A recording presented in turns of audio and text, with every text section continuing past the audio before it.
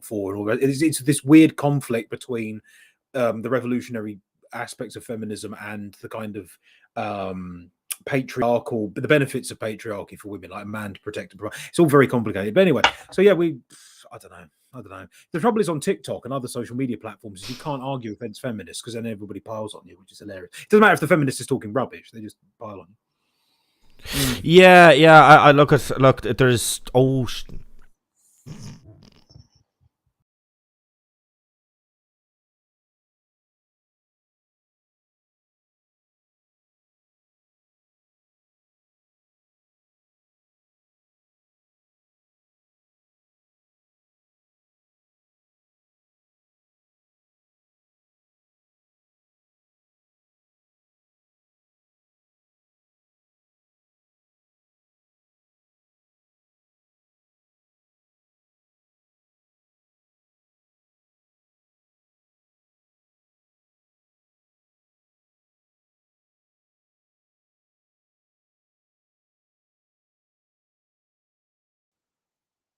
Hello, Math Big. Can you hear me?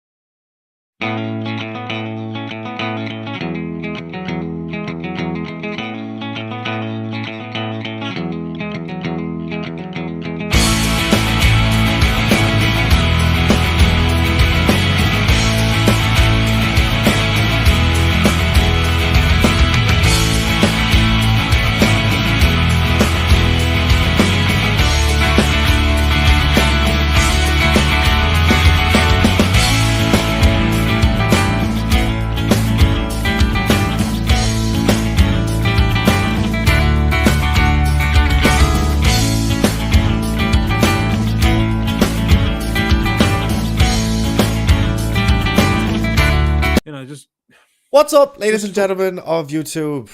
Cider Report back for another video. Give me... Oh, God. Okay, give me a few minutes, I think, because I don't have it set up where Kendon is on stream. Kendon Fahr is here, by the way. Say hello. They can hear you, but they can't see you. Hello. Oh, Okay. you get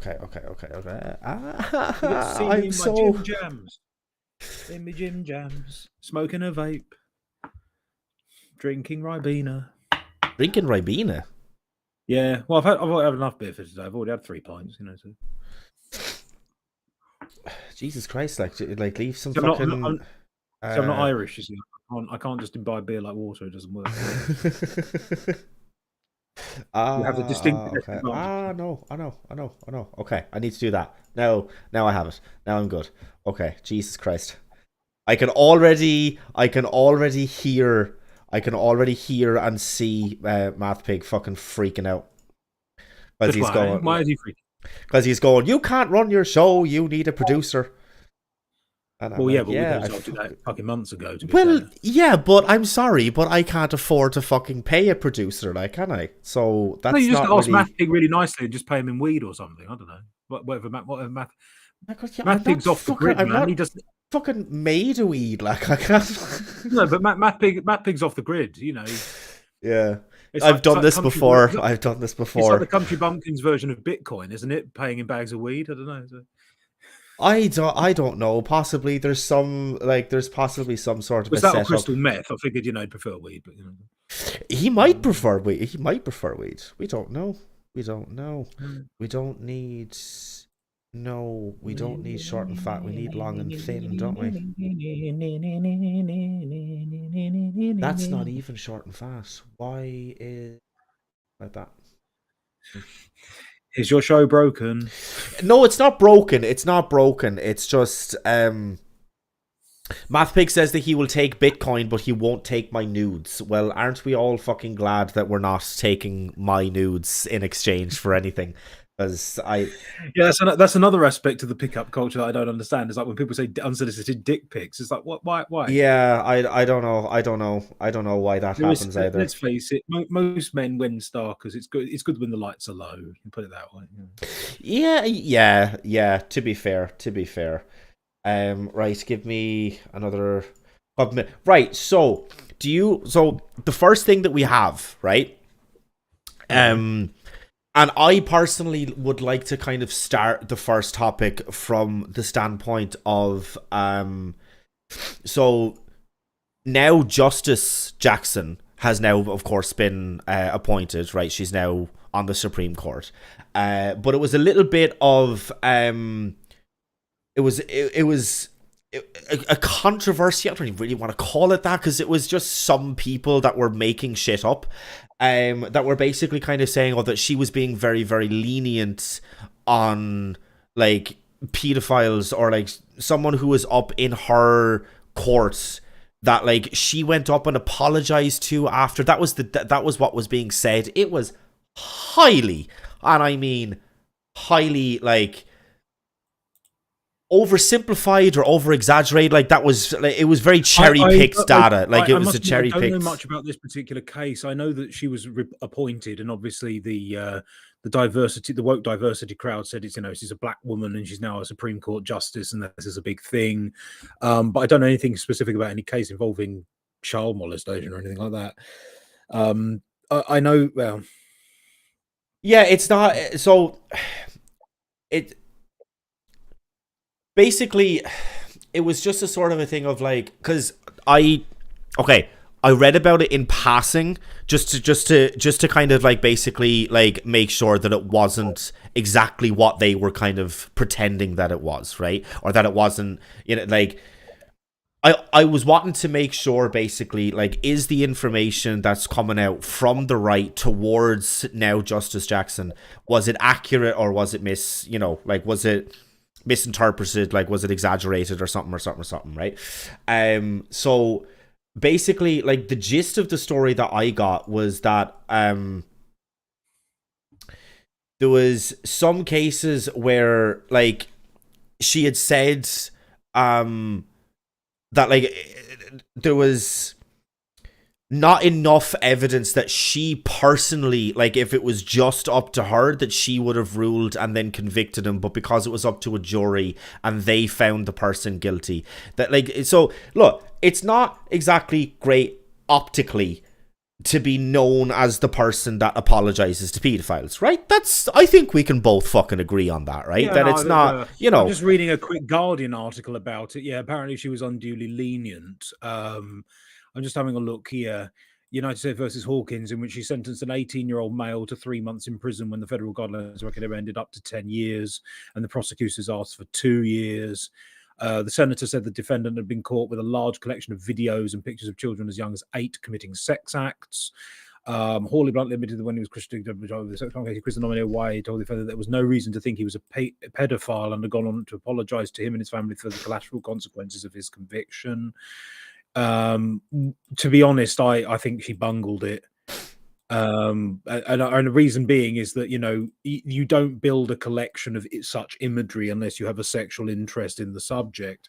To suggest that you're not a nonce when you're collecting vast, images of children performing, that's a complete cock up. I think she probably took a look at this kid who was 18 years old, thought, well, he's not really a man yet, so we'll forgive him, we'll dismiss this as youthful discretion. But that's not what you do. You see, it's not even look Indiscretion, rather. That it's not that like I'm discounting it, or I'm kind of saying, no, like, let's just kind of forgive her because of this, whatever. Like, I just personally didn't see where, like, they were coming from. Like I just personally didn't kind of see the whole, like, outrage and stuff like that. Like, I just didn't see it as, like, bad enough to kind of warrant, like, no, she can't be admitted to the Supreme Court, like, and stuff like that. Do you know what I mean? Like, it was... Look, I wouldn't have done it. I don't think it's optically brilliant, but I don't know, man. Like, my whole kind of... I don't know. That's... No, her reasoning behind the lenient sentence is the bit that's where she's fallen down. She claims that, this person who has amassed a collection of illegal pornography, it derives no sexual pleasure from it. That's the implication. How she squares that circle, I don't know. I'm not suggesting they suggested up to 2 years in federal prison that seems like a reasonable sentence for me. Because that is 3 months inside is no deterrent. And well, there you go. There. Oh, that's my 2 pennies. I don't know. Yeah, no, look, so like, I don't know, but basically why I wanted to kind of start with that, right, and why I wanted to kind of, like, have that as, like, where we were kind of coming from is, right, so basically the right was kind of going absolutely fucking apeshit, and they were going absolutely mental over that, right? But then you have bills that are coming out of Tennessee that until it was amended, technically speaking, allowed for child marriage. I was looking into that, the Tennessee bill that they passed for, allowing common law marriages to be recognized legally if there's no formal ceremony. That's just a legislative cock up. I'm not reading anything into that. It says, I'm reading Pink News, which is a rainbow publication, actually, but it says here, the bill, which was sponsored by State Representative Tom Leatherwood along with 23 other Republicans, would see common law marriage, a legally recognized marriage between people who have not obtained a marriage license or had a ceremony, become legal in the state. Because obviously in the state of Tennessee, in a lot of these sort of these Southern American states, there are a lot of people who live off the grid. Some of them don't even have birth certificates. They're just not part of the system, and they consider it their right to live to divorce themselves from the system. So there must be a lot of couples who just live in the same shack, and it probably is a shack, who consider themselves married because they had a moon ceremony or something, and that counts as their marriage. So it's a cock up. It says here, like, well, not only undermine marriage equality, but also due to a lack of age requirements to create a loophole for legalized child marriage.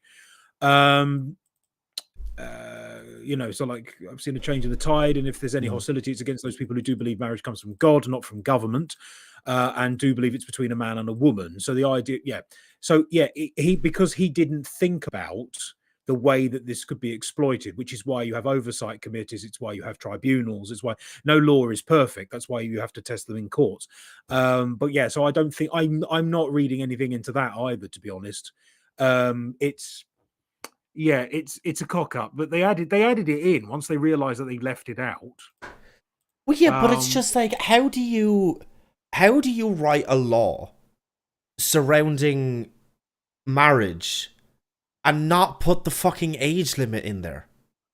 Like, I just don't see, like, look, call me conspiratorial, call me, unpatriotic, or not unpatriotic, unfucking charitable, call me, like, the fucking, mad Irish socialist, as I'm sure you're going to call me 100 times in the next, over because you are over the duration of the stream. But I mean, like, fact, no, but I mean, like, call me all of that if you want to, like, and say that I'm reaching, say that I'm doing all this, but it's like, I just don't understand how you can write a law surrounding marriage and not put the fucking age limit in. Like, I just don't think that that's simply just a, like, I'm sorry, but that's kind of too much, like, that's too big an oopsie that I can't just go like, oh, fucking silly sausage over here forgot to put the fucking age limit in. Oh well, we got it sorted now. It's like, I'm sorry, but if this hadn't gotten the, like, nationwide news that it did, and, we were like, and we were so, like, and everybody and their mother was out going, lads, you need to put a fucking age limit in because this is going to allow for legalized child marriage, which already happens 200,000 times between the years 2000 and 2018. Those are the, like, most up-to-date stats. Like, literally just the fact that 200,000 fucking child marriages have already happened in the United States, and now this was kind of seeming to be a pathway to it being not only legalized but just way the fuck easier. Like, I'm sorry, I can't just ignore that and toss it aside as an oopsie. Like, I just, when it comes to, I must admit, I do think you are being conspiratorial to a certain degree, but you have.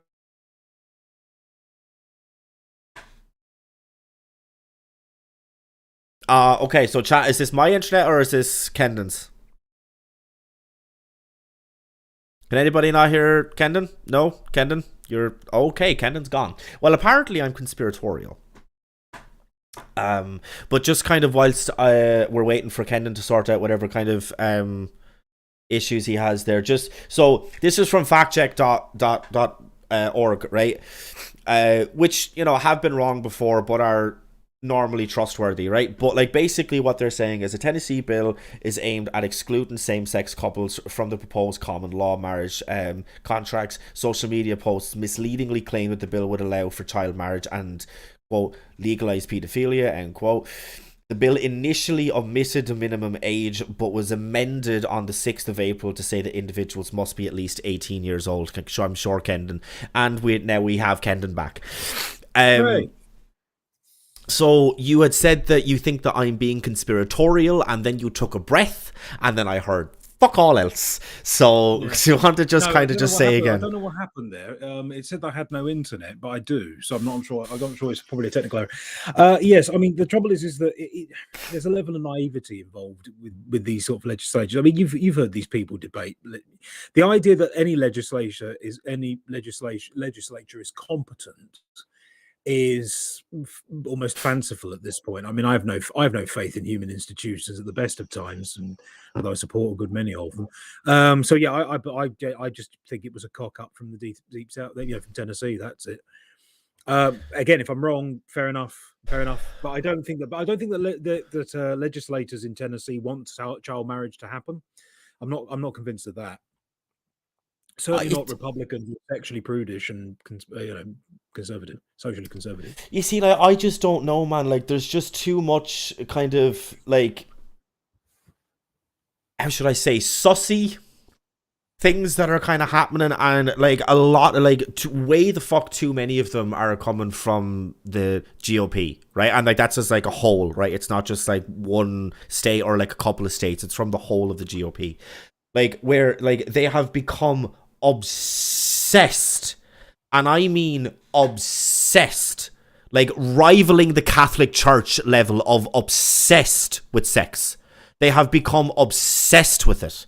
It is at the forefront of their very a fucking 12-year-old child who hit puberty 2 weeks ago does not like is nowhere even near as obsessed with sex as what the fucking GOP is. It's insane.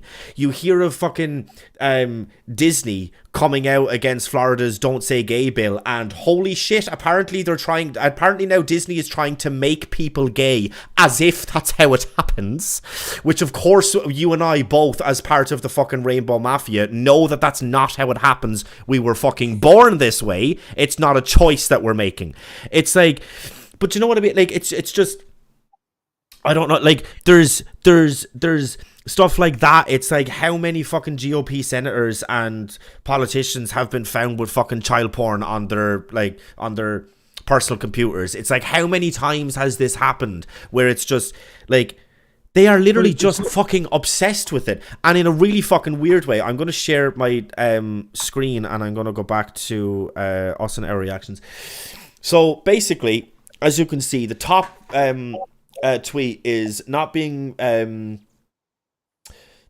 being provocative, but if you think that Greta Thunberg has the maturity to guide global policy making, then you cannot object to Jeffrey Epstein paying 16-year-old girls for sex. And the guy, I fucking love this guy, by the way, responded, "Children, the planet is dying, please do something." And conservatives' basic fucking response to it is, well, if you're so smart, then why can't I have sex with you? You can't have sex with them because they're a fucking child, mate. That's why you can't have sex with them. Because they're a fucking child. It's like, oh yeah, but that's clearly just a look. Isn't it? I understand. Yes, I understand. Very brain dead take. Very, very, very brain dead. And we can both agree that is a brain dead, stupid fucking take. But it's just how many my basic question is, how many more examples just like that do we need? I literally have one more example. Give me just a moment. And what's the reaction? This, right? Looks just normal, right? John Rose, he's a fucking senator, by the way, from Tennessee, I believe. TN, is that Tennessee? TN. Yeah, it's Tennessee. Yeah. Happy birthday to our son Sam. He's 1 year old. Today he's walking, exploring, and is always interested in what his big brother up to. We love you, buddy. Oh my god, right? There's nothing, right? On the surface, nothing wrong with that, right? You would agree? You would agree there's nothing wrong with that. You can see there just may be a little bit of an age gap between himself and his wife there, but other than that, nothing really issue. He met her when he was 16. Sorry, when she was 16. He started seeing that young girl when she was 16. It's like, I don't know, man, look, call me ridiculous and call me fanciful and call me kind of conspiratorial and call me fucking stretching and whatever else, but my basic question to you is, how many more examples do we need just like that, where the right are, to put it very, very likely, extremely sussy when it comes to consent and when it comes to, underage children? Do we need before there needs to be a kind of a... The trouble is, of course, is that... what they call them, ephebophiles, people who are attracted to partners younger than them. So it's not pedophilia, it's not pederasty, it's ephebophilia. So it's not, there is an age gap there. The trouble is, of wouldn't course, that technically be ehebophile? Eherbophile, I think. There's a technical term for it. Because Charlie Chaplin was, for example, his wives were much younger than him. So there is a kind of, it is a weird, the age gap can be so large that it just becomes a chasm. And that can be obviously uncomfortable. The only thing I would suggest is that while the age of consent in America is 18, the age of consent in the UK is 16, and the age of consent in Spain, for example, is 14. Yeah. So there was I know this because one of my through my extended family, I know an 18-year-old Spaniard who got a 14-year-old girl pregnant, and it was pointed out by my British relatives that if he had done that in the UK, he would have gone to prison. And he just thought that was funny. So I suppose age of consent, I mean, the thing is that I think they're trying to duck round it. You could make a very strong argument that some legislators or some Republicans in some states want to duck around the 18-year-old, because it's the age of consent. It's the strangest thing about America. You could buy a shotgun, you can buy a house, you could join the army and shoot people in foreign countries, but you can't legally have a drink until you're 21, and you can't get laid until you're 18. They're Yeah. very prudish, very Mm. puritanical when it comes to sexual engagements. And so there is an argument that they are far too prudish when it comes to sex. And so a lot of people are trying to duck round this by maybe proposing such legislation as the Tennessee bill. But with regard to the Tennessee bill itself, I don't think it's because it was an extension. It was an amendment to the existing marriage law. It wasn't meant to replace anything. Yeah. So it was like, remember, it was focusing on common law marriage. There are already marriage laws in the state of Tennessee. This was meant to be bolted on, but then someone pointed out that, yeah, you haven't put the minimum age in there. And I want to believe, possibly because I'm naive, that they didn't think to put it in. Because it was kind of obvious that when we talk about marriage, we're talking about marriage between adults, not between an adult and someone who's, still goes to kindergarten. Maybe that's foolish, and I would concede the point. But, I just think, yeah, maybe it's too easy to build this up. I think it's too easy to build this up. I mean, I've been watching hysterical overreactions to the Florida bill as well, for example. So I'm trying to keep it, unless you can provide more concrete evidence, stuff that isn't circumstantial. I'm not going to sway on that bit. I think I'm not going to sway on it. Yeah, you see, I mean, like, unfortunately, right? Like, unfortunately or fortunately, depending on how you kind of look at it, there's like nothing set in stone, right? Like, there's nothing that's kind of like out there that is directly saying, like, yes, like, pedophilia is a massive problem in the GOP, right? Like, that's not there. Like, that's not like, an overwhelming problem. But when you kind of look at the defenses of like a lot, and I mean the majority of the GOP, like at some point, like we just have to be able to just go like, no, I'm sorry, like we need to take a fucking time out here and just reassess like what we're actually doing. So like just for example, it's like,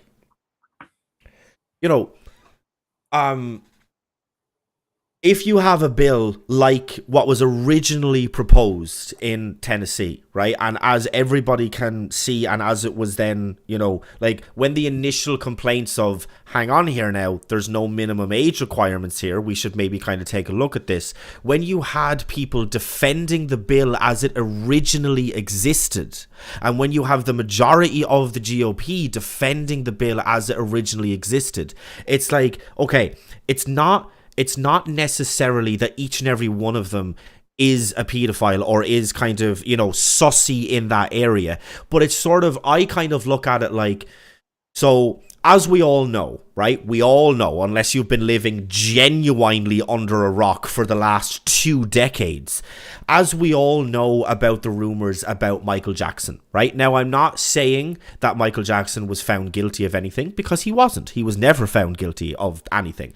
But right? And even if it was to be concretely, like, if there was some, like, 50 years from now, we're able to recreate we're able to do some Assassin's Creed style thing, and his kids are able to, access his fucking memories and run around the fucking Animus just as fucking Michael was, right? If we were able to do that and able to concretely prove 100% that he did absolutely nothing to any of those children, right? If we were to do that, I would still kind of look at Michael Jackson as being a little bit sussy, because yes, whereas, okay, in the hypothetical, for the sake of argument, right, let's just say that he 100% did not do anything to any child. He still slept in the fucking bed with like 6 of them. That's fucking weird, man. Like, there comes a point where I don't actually really care if he didn't do anything. Like, obviously, if he did, yes, there's a lot to be said there. But, like, even if he didn't, like, that doesn't really matter. The point is, that's super saucy behavior, man. Like, if I was to do that, I'd be fucking arrested. It is possible for someone to satisfy those predilections without actually engaging in anything particularly hardcore. So, it could be voyeuristic, for example. I've also watched the what's it called, Finding Neverland, or whatever Yeah, it is, the yeah. documentary that was made on it. It's on Netflix, and I Mm. watched it, and the story seemed terribly compelling. And it's worth noting as well that in the last court case that Mr. Jackson was involved with, he was only not convicted because he settled out of court. And the only reason his legal team settled out of court is because one of the boys that was prosecuting the case testified that he could describe Michael Jackson's genitals while his penis was erect. Now that is definitely suspect. I mean, it's not just sleeping in bed with kids at that point. It's Yeah. like if you're trying to bail out of the court case early and that's the moment you chose. I mean, I could understand if he paid them off before it got to trial, say, look, he's going to accuse, he's going to ruin my career. Look, have $2 million and piss off. Yeah. That would be the fact that he let it drag on and on and on, because they also took photographs of his body while naked Mm. as part of the court proceedings, because they knew that they needed to match the testimony of the prosecution Yeah. with the imagery, and if they Mm. could link the two, then he'd go to prison. Because you can't wheedle your way out of that one. So yeah, there's more than just circumstantial evidence with regard to Mr. Jackson. I mean, that was he used to, one of the boys, I remember one of the boys said that Michael Jackson referred to, he used to give them wine in Coca-Cola cans with like, so something else, and he used to refer to it as Jesus juice. And there's all sorts of weird things. It's like there's a whole, that's a little detail that a kid wouldn't come up with. That's a genuine memory. Mm. And you just think, I mean, we can't say it, can we? Because that would be, can you slander a dead man? Probably not. But let's not do it. Yeah. I mean, I don't know. I don't. Look. I don't know if it's if it's like a thing that like it's possible, or if it's right to slander a dead man. I don't particularly know, but yeah. Look, you're able to have your opinions irregardless, like, and whatever. So like, but Look, I mean, in the same sense as. It's something that I think there's clearly something going on, but I don't think it's wise to tarnish an entire party, even if there is a problem within it. I don't think it's wise to tarnish the whole party with this problem. I think if there are like old men who marry 16-year-old, start dating 16-year-old girls, that's clearly a bit icky. Yeah. I assume that they got married when she turned 18, because there are some states where if you're 17, you can marry. You can't have Yeah, but you need parental consent. Your parents, yeah. Because that's why. Do you remember there was an actor who played? You probably don't know. There was an actor who was in The Green Mile. I can't remember his name now. Who played him? Let me just. What was the character's name? Oh, hang on. I'm looking for the name of the actor, because he was also in the X-Files. He played Eugene Toombs, the man who could, the liver-eating mutant that could stretch down chimneys. I don't know. Do you remember this? I've seen The Green Mile, but it was a long time ago, so I only kind of like vaguely like I have a vague memory of the character that you're talking about, but like I don't have, what I mean, I don't have the like exact image in my head. Yeah, I'm just trying to find the name of the actor who played it. Yes, Doug Hutchison. Doug Hutchison was in The Green Mile. He played, the guard who was abused on Mr. Jingles the mouse, the one who didn't moisten the sponge before he put it on Delacroix's head, and made that guy basically burn to death in the chair. The actor who plays him got married to a woman called Courtney Stodden. And he's 61 now, she's 27 now, and it's worth looking up their marriage photograph, because it is the creepiest fucking thing you've seen in your life. And let me just see if I can get it up. Yeah, just post it in the side chat, and I'll grab it up on the thing. Yeah, let me have a look. 1 minute. But I mean, like just to kind of fill time, just kind of whilst you're searching there, my whole kind of point about bringing up Michael Jackson was like, even though we can kind of, we can't concretely say that Michael Jackson was a pedophile, it's sort of like he was like pedophile adjacent. You know, like he might not have actually done anything. He might not have ever sexually assaulted anyone. He might not have ever had sexual contact with anyone. But it's just really fucking weird what he did do. So like it's sort of like it's not like the thing, but it's like dangerously close to the thing. You know, so like that's my kind of like overarching point, I guess, is just like I don't know, man. Like I come from the very radical view where I want to distance myself as much from pedophilia as is humanly possible. And it's just like if I ever kind of see anything that like it might not be like exactly like them being a bunch of fucking pedophiles, right? I'm not saying that the GOP is just made up of pedophiles. But it's sort of like there's just a lot of them that are either sussy or that are kind of basically that, just kind of pedophile adjacent. I mean, just look at fucking Matt Gaetz. He's up on fucking child sex trafficking cases, and nobody fucking talks about it. Nobody. I think they did at the time. The trouble is, though, that I mean, this is we're forgetting the Democrats and the accusations levied at Bill Clinton. Oh, by the way, I've posted links in the private chat if you want to have a look at them. The one from the Daily Mail, believe it or not, is particularly interesting. Bear in mind that she was, I think, 17 when they got hitched. And he was 50 odd. It's it's not a good look, really. Jesus Christ. Okay. Wow. I mean, she looks inflatable, let's be honest. There we go. There we go. And But as soon as he got married to her, his career tanked. You haven't seen him in anything since. But this is the reason why his career basically died because nobody would hire him. Oh no, yeah, she was 16. That looks weird, man. He was 51. She was 16. That looks weird, man. That's not good. That's not good. That's not a good look right there. Yeah, look, it's but look, the whole thing. I just find it very weird, and I just find it very sussy, and it's just like when it comes to the stuff of like, you know, them, like, okay, I would never like seriously criticize anybody for, you know, smoking weed or from drinking to excess, right? Drinking to excess because I'm Irish and weed because I'm a stoner, right? I would never criticize anybody for those things. But it's just, I don't know, it's just too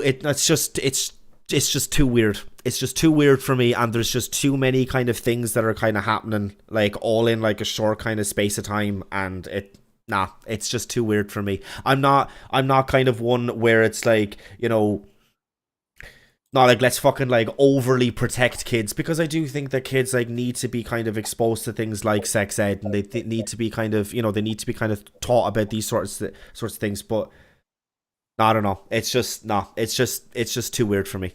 It's too weird for me. Yeah, it is. There is definitely something going on. But then, but that's, well, the idea of pedos in high places. I mean, we've got this problem in the UK, definitely. But never mind. Something's bleeped. I was just gonna say, did you not even silence your phone when we're on a stream? Like, I'm trying to run. Run a professional thing here, man. I was gonna say, aren't you the one who like occasionally like disappears to the toilet and then I have to entertain the crowd? Well, yeah, but like, just I can't control when my fucking bladder fucking acts. So anyway.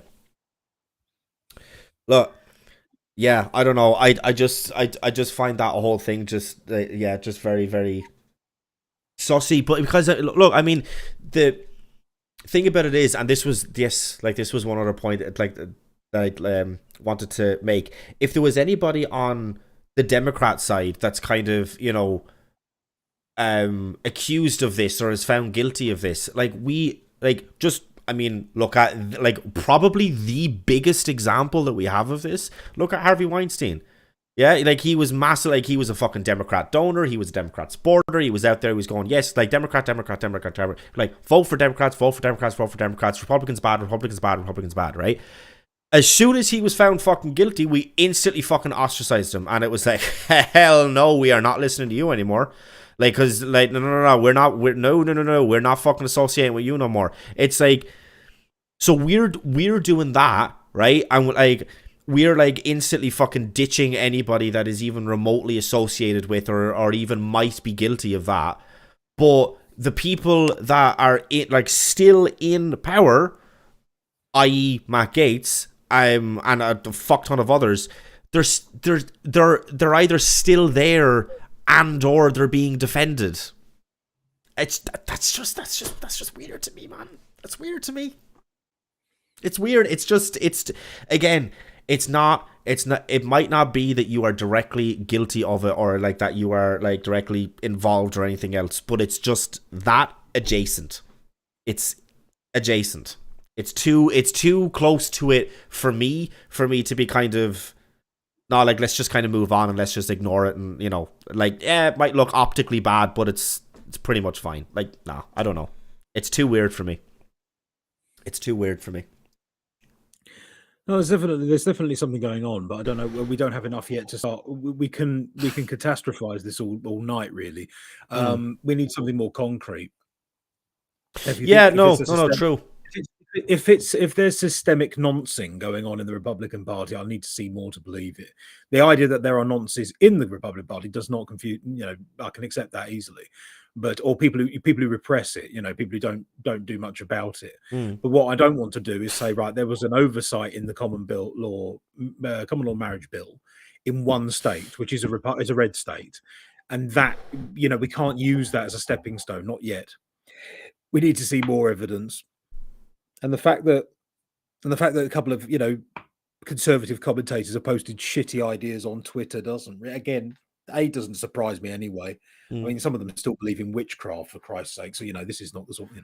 So there's all sorts of problems there. So yeah, I'm not saying I refuse to believe it. What I'm saying is you haven't given me enough to convince me. That's the difference. Yeah, because let's face it. Have I given you enough to kind of raise an eyebrow or to kind of be like, that's a bit sus? Oh no, definitely. There's something going on. But the trouble is that, I guarantee that one of the reasons nobody mentions systemic noncing in the Republican Party is because it will eventually go over to the Democratic side. I can't believe that they're all in one party. I think that, that you'll probably find there's some monsters and perverts on the other side as well. There's a kind of secrecy. In the same way in the British Parliament, like we know that pederasty is a massive problem, when we know that there are child sex rings. But I guarantee that there are nonces in all of the parties, not just the right, it'll be the Labour Party, it'll be Liberal, it'll be everywhere. Like regardless of political affiliation, there will be nonces. And so what they do is they keep their trap shut. They don't say anything because they know that they could all be tumbled if it were ever brought to light. So yeah, I'm not. I don't know. Like that. Yeah. What was I going to say to you? Or what was I going to say in general? Yeah. Look, I think that we've kind of said all that we can kind of say on that. I just personally think it's just very saucy. You're, raising some eyebrows. You're kind of poking some interest there, but you're not convinced. Okay, that's totally fine. I have failed to convince you about a great number of things. I'm sure I'll fail again. But yeah, I think like a more kind of like a light-hearted one, because the other kind of topic that I had is kind of, it's kind of a little bit, not necessarily grim, because it's kind of not, but, there might be some kind of cause of disagreement there. So we'll kind of move on to something. Elon Musk bought, what is it, like 9% of Twitter, I think? Yeah.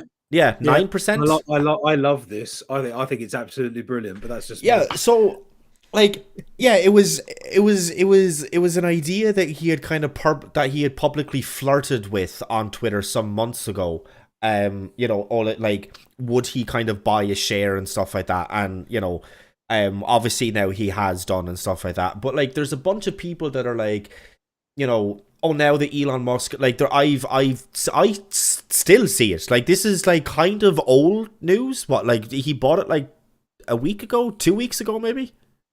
roughly around that kind of time. Anyway, I saw today. I was scrolling through Twitter, and I saw somebody that was it was like under the topic of Elon Musk, and there's still people now tweeting at him, being like, "Would you please reinstate Donald Trump? Like, get Trump back on Twitter." It's like, okay, does he actually have the power and or the ability to do so? Like, I know that he's bought the share in Twitter, and I know that he's on the board of directors now, but like, that doesn't make him a god. It doesn't make him like... No, it doesn't. No. Yeah. The trouble is that there are Musk fanboys who think that because he's built, Tesla and SpaceX, and he's like sent a sports car into space, that he can do anything he wants.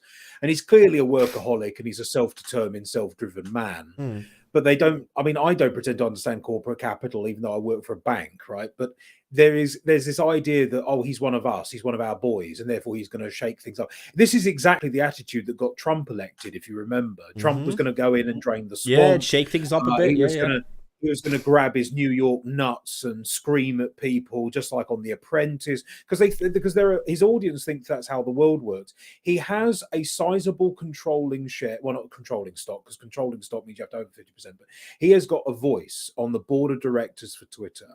And the only thing that I can hope is that the political bias, which is clearly on Twitter for all to see, is not so much abolished, but sort of like just ameliorated. Is that even the right word?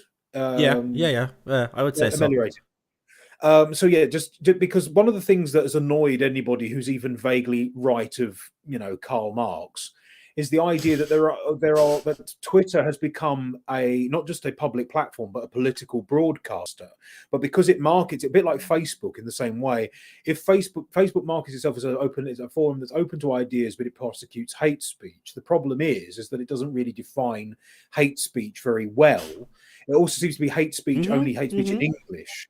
It doesn't define hate speech in French, and definitely not in Arabic, which is why ISIS still have a Twitter account. Yeah, they haven't banned it. Which is I can agree with that. I can actually agree with that.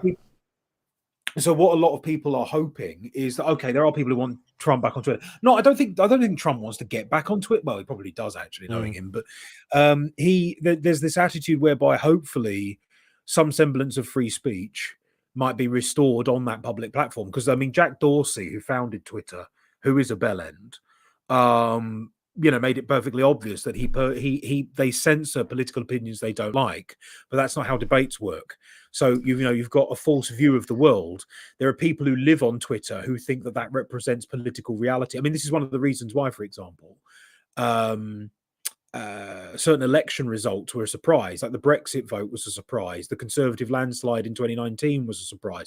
The election of Donald Trump was a surprise, because there are people who live on Twitter, think it's the real world, don't engage with anybody outside of it, block anybody who they disagree with, which they're technically they're fine to do, but it means it creates an echo chamber. And so what the belief is that if Elon Musk affects policy, more dissenting voices will be allowed back on the platform, or will want to return to the platform anyway.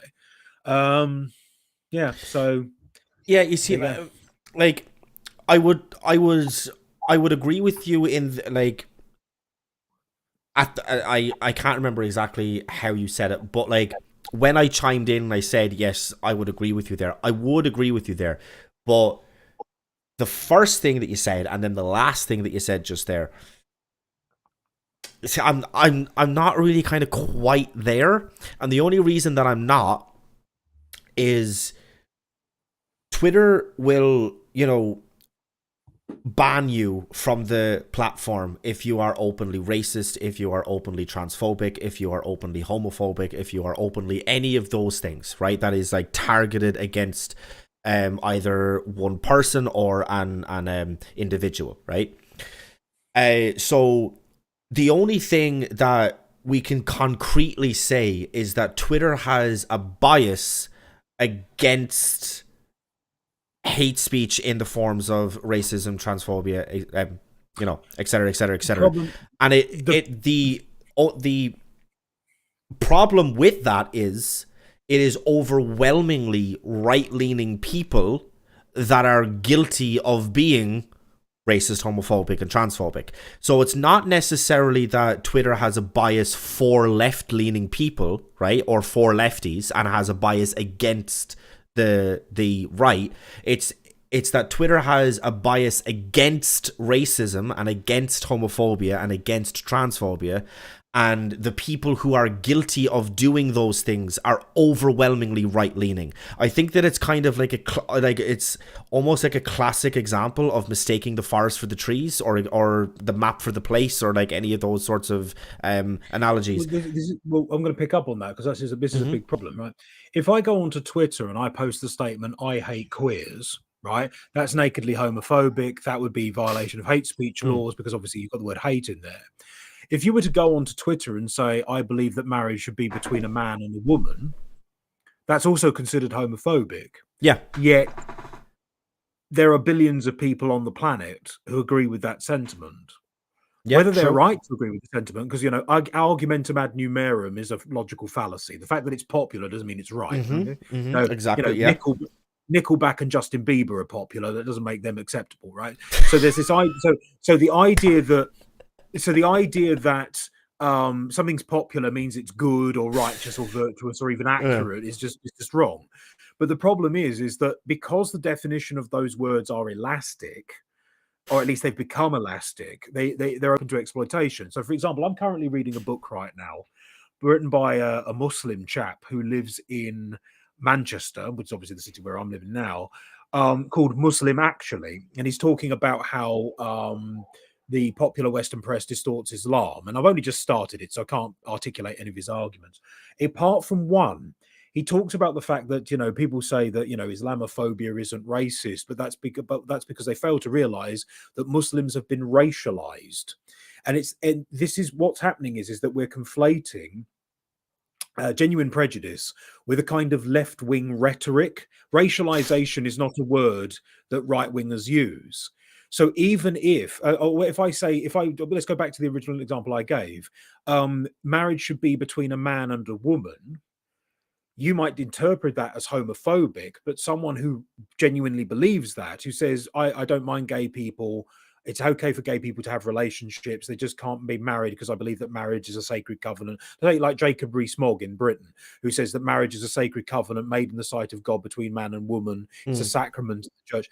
Then the idea that if you're pro the traditional definition of something, that you're anti an entire minority group of people is a conflation. And that's what's happened. Do you remember when we were talking about with the trans women? We were talking about months ago. We were talking about whether trans women are women or not. I articulated a position whereby, yeah, everybody calls me transphobic for saying what I said, but I'm not transphobic at all. I just maintain a division between two categories that obviously you don't. You blur that division, and we don't want to rehash that old conversation. Yeah, we can if you want to. No, it's too late in the day. It's midnight already. I mean, I can't face it. True. The point I'm making is that it's not so much, okay, you don't like racism. That seems like a perfectly valid position. No to racism. Racism is naughty. But how you define racism determines who gets to speak on your platform. See, I would argue that people like Robin DiAngelo, who published White Fragility, the book that I mentioned in the conversation with Vosh a year ago, right, is a massive fucking racist. She's a horrendous racist. But because she's very glitzy, she uses the right buzzwords, and she's published a book that's part of the anti-racist movement, she would get a pass. I mean, I could quote passages from White Fragility that I think are racist because they, categorize people in boxes, they cast people against each other, all sorts of things like that. And no one would flag it. No one would flag it at all, apart from some right wingers who don't like Robin DiAngelo, which is all of them, let's be honest. But that, to me, it depends on who you define it, because the old question is, who watches the Watchmen? Who determines what is racist, sexist, homophobic? Sexism, that's another big one. Like, if you're a woman and you think, I as a woman, I find my life is most fulfilling when I'm at home taking care of the house and raising the kids.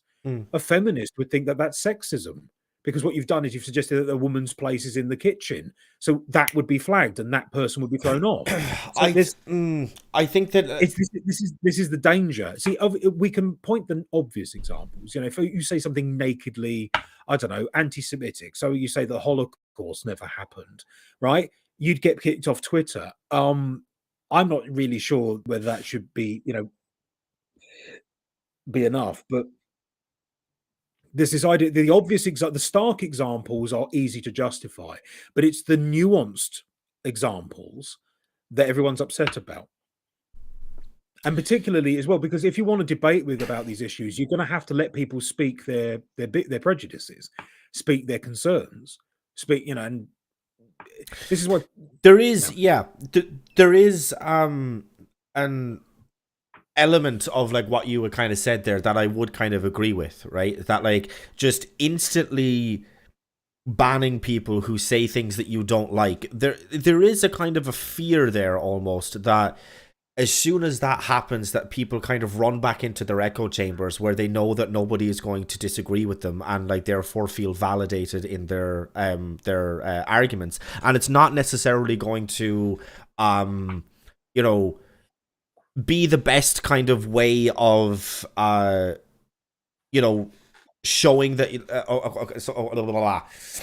there is a very, very, very small chance that someone who is, you know, blacklisted from Twitter, right, for saying something racist, that they are then going to go onto YouTube and be like, oh, here's a left-leaning YouTuber, I'm going to tune in and see what he has to say. They're not going to do that because they're not going to look for an obviously dissenting opinion. So it does kind of encourage people to kind of stay in their in-groups, and therefore minds don't get changed, right? So I can agree with you in a certain sense. I do disagree, though. I don't think that somebody, I don't personally think that if a woman was to go out on Twitter and say that, like, I am happiest when I'm at home, I'm taking care of the house, and I'm raising the children, I don't think that that would necessarily be classed as sexist, because unless she was to say, my husband is forcing me to stay at home and take care of the house and raise the children. That's an issue. But if that's a choice that she's making, that's her choice to make. And feminism. No. I'm not arguing. I'm not arguing the point itself. But what I am suggesting is that I know, because I've met them on TikTok, that there are radfems that would leap on that. There was a hashtag tradwife that was going around where a lot of, you know, plastic feminists, you know, lunatic radfems were going after people saying you're all Nazis because you're espousing family values that the Nazi party was in favor of, like the woman stays home and raises the kids. So the problem with that is that there needs to be quality control. And that's what people are hypersensitive to.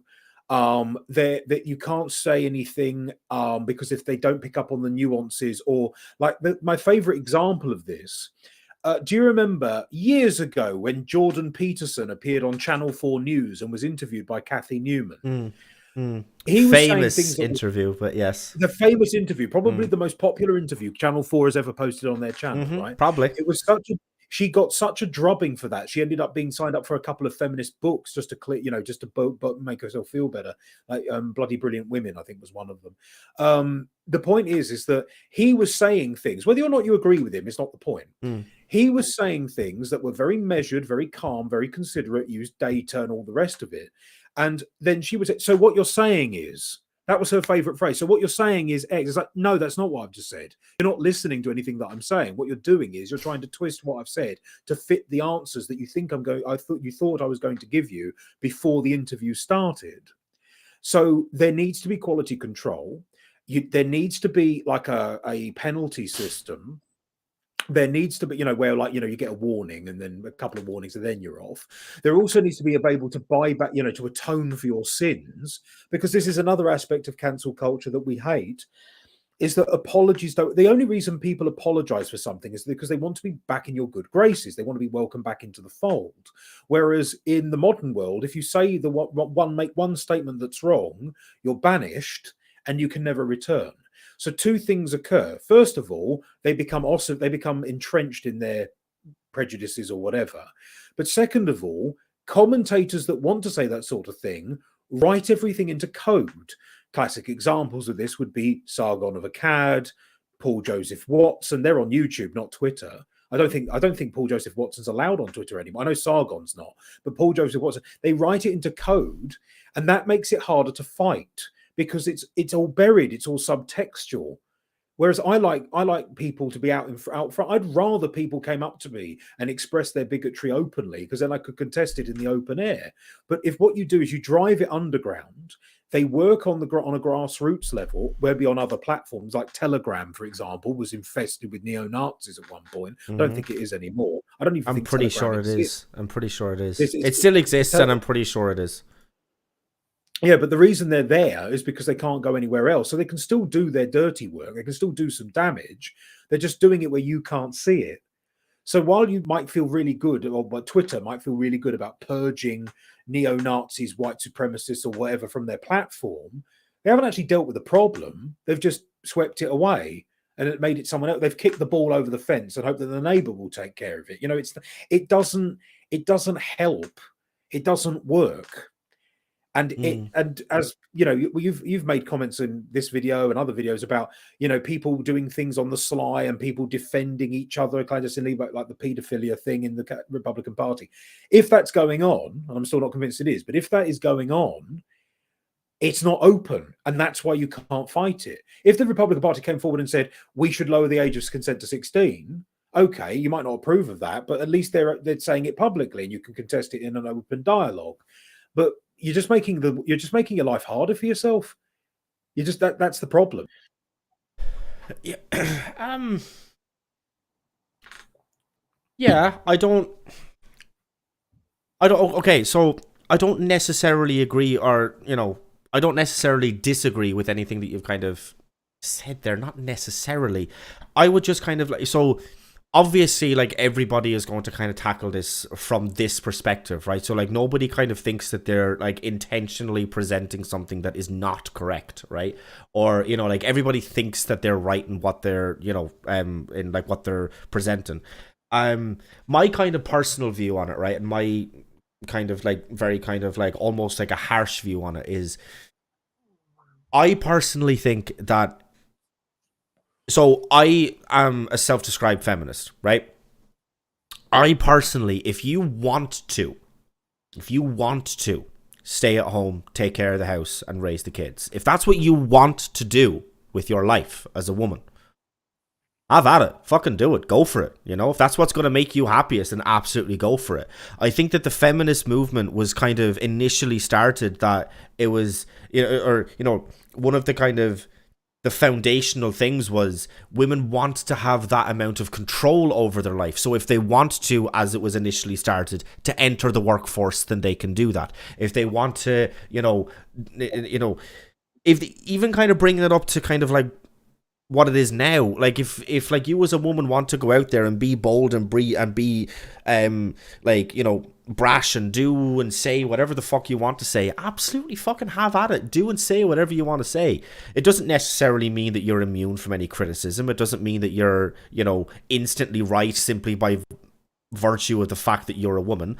It's just, my kind of main thing is if you want to go out and you want to raise your kids, you raise your kids. I just don't think that if there is any element of force in it, right? So if your husband is forcing you to stay at home and take care of the kids, that's a problem. But if you want to stay home and take care of the kids, I don't necessarily view that as a problem. I mean, maybe I'm wrong. Maybe I am wrong. No, I'm not. That's the example I gave. I wasn't, obviously wanting to debate feminist theory. No, I don't. That's not my point. My point is that if one decides, if a Twitter moderator decides that is sexist based on some very vague, abstract concept of hate speech, or it's written in code, she's actually a white supremacist and she believes in these traditional family values because she thinks that's what the Führer would have wanted, then you can use that as an excuse to block people. And that's the problem. It's the quality control aspect of it. Like when I make my comments about the trans women, for example, okay, here's one. If I said on Twitter, I don't support Black Lives Matter, right? That is commonly it's interpreted as a condemnation of black people. Like, so I don't like black people. That's not my argument. It's like I don't like the organization BLM. In fact, I don't even like you calling them Black Lives Matter. I refer to them as BLM because I don't want the word black to distract people from the rest of the content. But if the moderators decide that I don't support Black Lives Matter because I think they should be shot by police officers for no reason, I could get booted off for racist hate speech. This is the problem. It's I've always argued, and this is a very popular one with liberals and conservatives, and even people who are not very political, that the solution to hate speech is more speech, not less.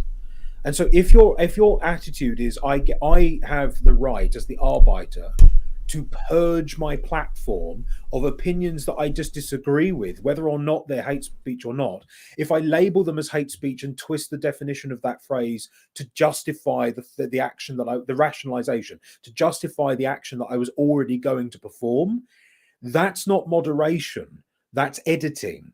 You've ceased to become a public platform and you become a political broadcaster.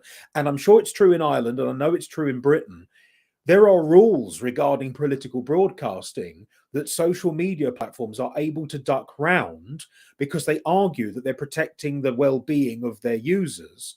It's not like if you were, a member of do you remember the British National Party back when that was important, well, vaguely important? They used to produce party political broadcasts, party political adverts that had to be viewed by a regulator to determine whether they were fit for public broadcast. But you don't need to do that anymore because nobody watches the party political broadcast from any major political party. You just stick it on social media. So they've bypassed the regulation bit. And so what these private tech companies have done is they've become their own regulators, but there's no government oversight. So if Jack Dorsey decides that, trans women glow in the dark, and if you disagree with him, you're a transphobe. Anybody who says no, transphobe women don't glow in the dark, he can kick off his platform, even though that's the best. And so there's no freedom of political discourse. There's no contesting corporate policy, and effectively they become cyber oligarchs. They control their own online universe. It's a dangerous precedent. It's dangerous and it needs to stop. That's why people are so keen on Elon Musk, because they think, and I think this is their faith is misplaced. They think that someone like Elon Musk, who basically is, to use a modern parlance, a total Chad, he doesn't give a fuck. He just acts like a gangster. They think that they will change the policy. They will change the company culture of Twitter. I don't think that's going to happen, but that's why people are so keen to see him on the board of directors. Anyway, yeah, you want to do something with that? I just kind of think, so I would kind of agree in the sense that Twitter can kind of do whatever the fuck it wants, and it can kind of allow whatever it wants because it's a private corporation, right? Or it's a private business. And it is a kind of like a private platform, and it decides what goes on that platform and what doesn't go on that platform. And look, I mean, I've had a much more kind of like a heated and a much more extreme version of this conversation, and I mean, look, me and you both agree that any platform, Facebook, Twitter, TikTok, Instagram, whatever, it has to have a terms of service. Has to, right? Now, where that line is, we can disagree on that, and we can have a chat about where that line, is or should be. But the point is that it has to be there. And it has to be there because it is providing a service in the sense that, you can use the platform, but it also has to make sure that it is as enjoyable or that it is as safe for as many people as is possible. That's why it is against TOS to say something that is openly racist, sexist, transphobic, homophobic, etc., etc., etc. That's why that's there. It's not necessarily that, we can't, or because if there was no terms of service, it would be like, as you had said earlier, what Telegram was. It would just be full of neo-Nazis. It would be full of people distributing child pornography. It would be full of people posting up videos of people getting murdered, etc., etc. let me No, like, build on that. I'm not saying have no terms of. There should not be a code of conduct. yeah, Everything's got a code of conduct. I have an employer. I have to meet my employer's standards, and if I can't meet them, I'm either disciplined, sacked, or I have to quit and find another employer. It makes perfect sense that you have restrictions. The problem is that the restrictions are, like, for example, the idea of creating a safe platform. Define safety. Like, for example, I've had videos flagged. I've had videos pulled off TikTok because they thought it was too personal. I wasn't speaking in the abstract. I was going after one commentator for the stupid thing they said. So it's a difficult balancing act between commenting on somebody's politics and without commenting on them. YouTube is a bit more liberal about this. You can actually have a heated conversation on YouTube, which is what, this could turn into a bun fight and YouTube wouldn't pull the video, for example, right? Yeah. TikTok is much more stringent about this because it is basically an app for kids, let's be honest. But the other problem is that one of the things we noticed on the right and in the liberal left is that if someone is banned from one platform, they're banned from all of them. So in a classic example of this was indeed Sargon of Akkad. Sargon of Akkad was booted off of Patreon, booted off of Twitter, booted off all at the same time. Like within 24, 48 hours, everything was gone. Everything was gone, which means because they're all within dashing distance, because they're all working in the same region of California, somewhere in the Bay Area, there's like a hub of the social media companies that exist somewhere out on the outskirts of San Francisco.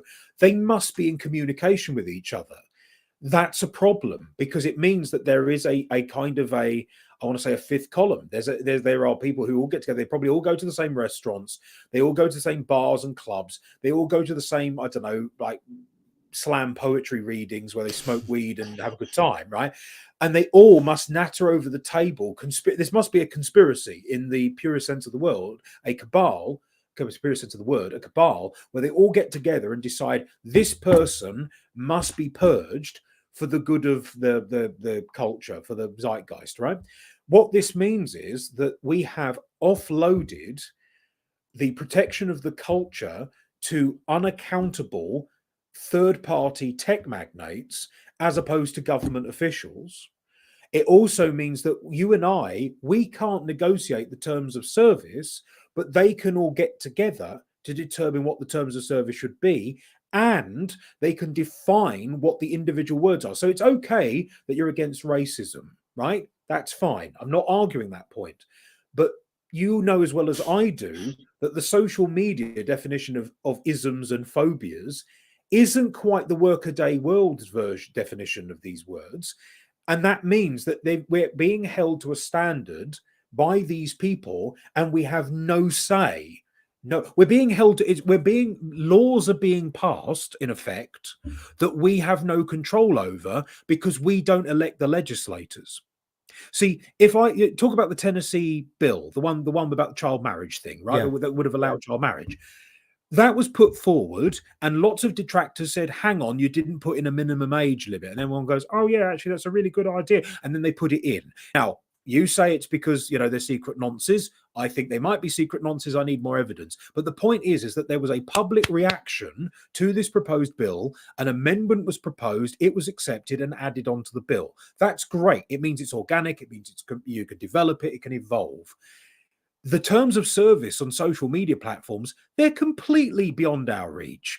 So if a platform decides that we're going to put this rule in place, if you don't like it, tongue my balls. That's the response. And it makes them feel like they're the bastions of virtue. And in the end, people just bin their platforms, or they go onto Telegram, or they try and put everything into code, which makes it harder. So this is the thing. I don't want true ists and phobes, people who hate these groups, to have carte blanche. That's not free speech argument. There have to be consequences for the speech. But if you want consequences for the speech, you have to allow the speech to take place and then allow people to comment on it. This is I get so wound up about this one because people talk about the culture wars. They talk about, you and I both agree that there's been massive polarization in your country, in my country, and certainly in the United States, where people don't want to talk, they don't want to hold hands, break bread, sing kumbaya, or find common ground. And the reason they don't want to fight, they can't find common ground because they're completely unaware that there are people who think differently, or that the people who think differently might actually agree with 95% of what you say, but it's the 5% that's the contestation. There's no debate anymore. This is where the polarization comes from, I would argue. Feel free to call me on my bullshit, but that's it. That's my position. It's not that I necessarily disagree with you. It's just that I just kind of think that like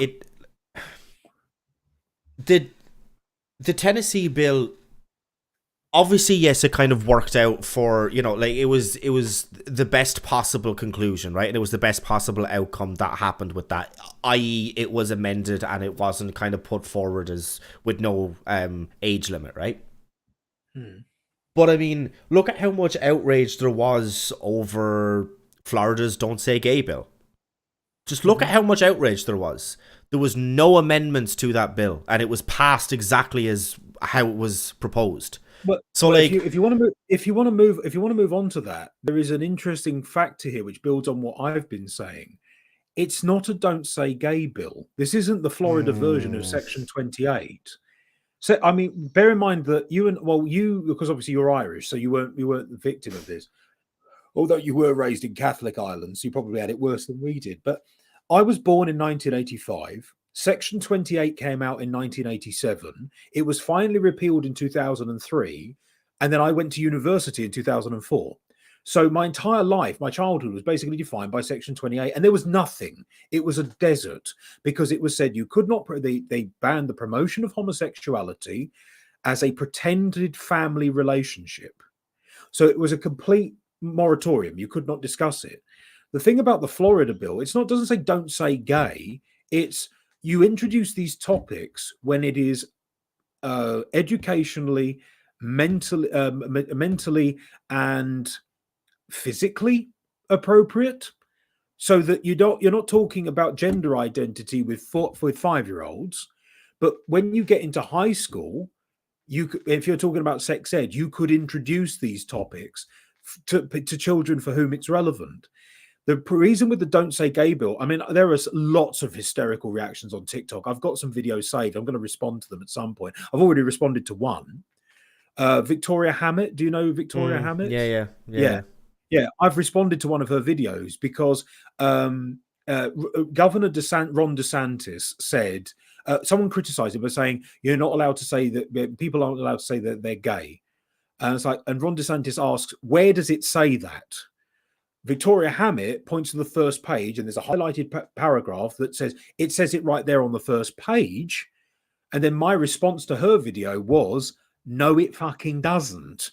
It's not there. It does not say you can't say that you're gay, or that you're, this is my husband, or whatever, I'm a man and this is my husband. It does not say that.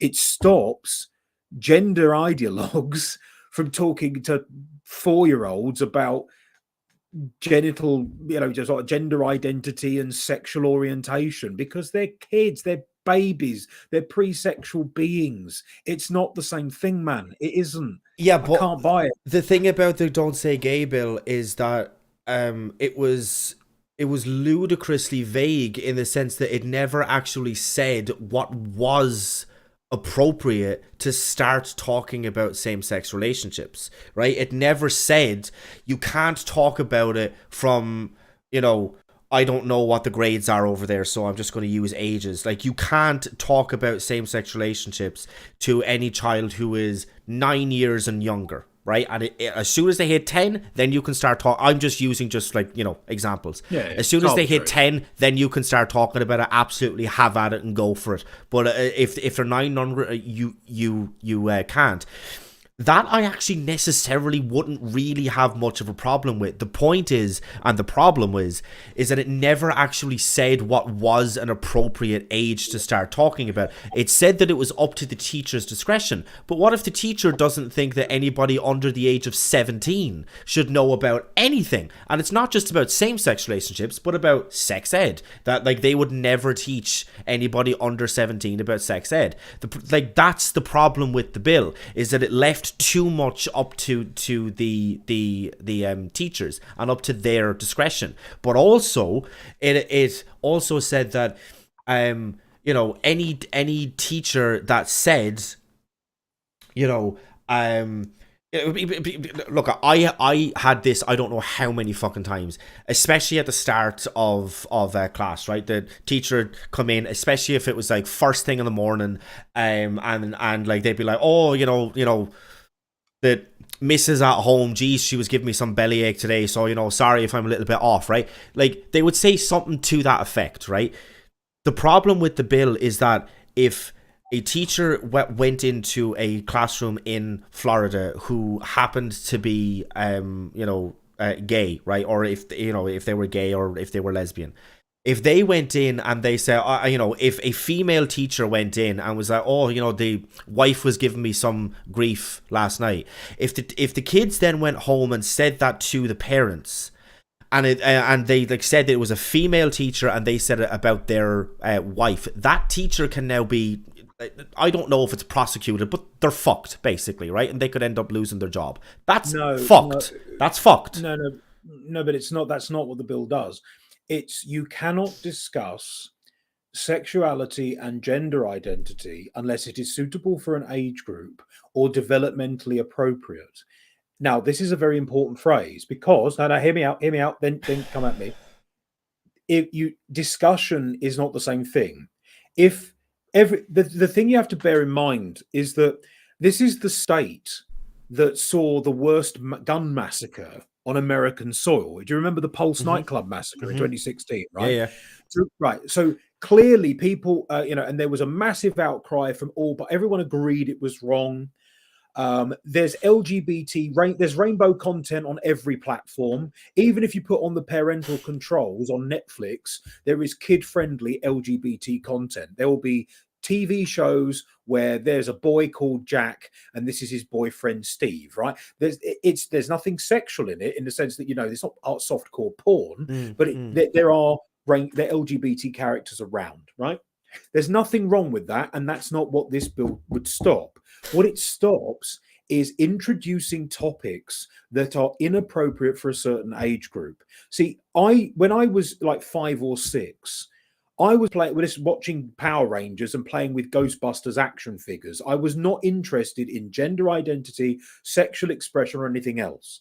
What this does is that it means that you can still teach these things if it's developmentally appropriate. Say high school students, if you're doing sex ed, because they haven't outlawed sex ed, that hasn't been scrapped. Yeah. It's not part of the. But what it would allow teachers to do in a sex ed lesson is say, look, this is developmentally appropriate. We're talking about sex ed. Some kids are gay.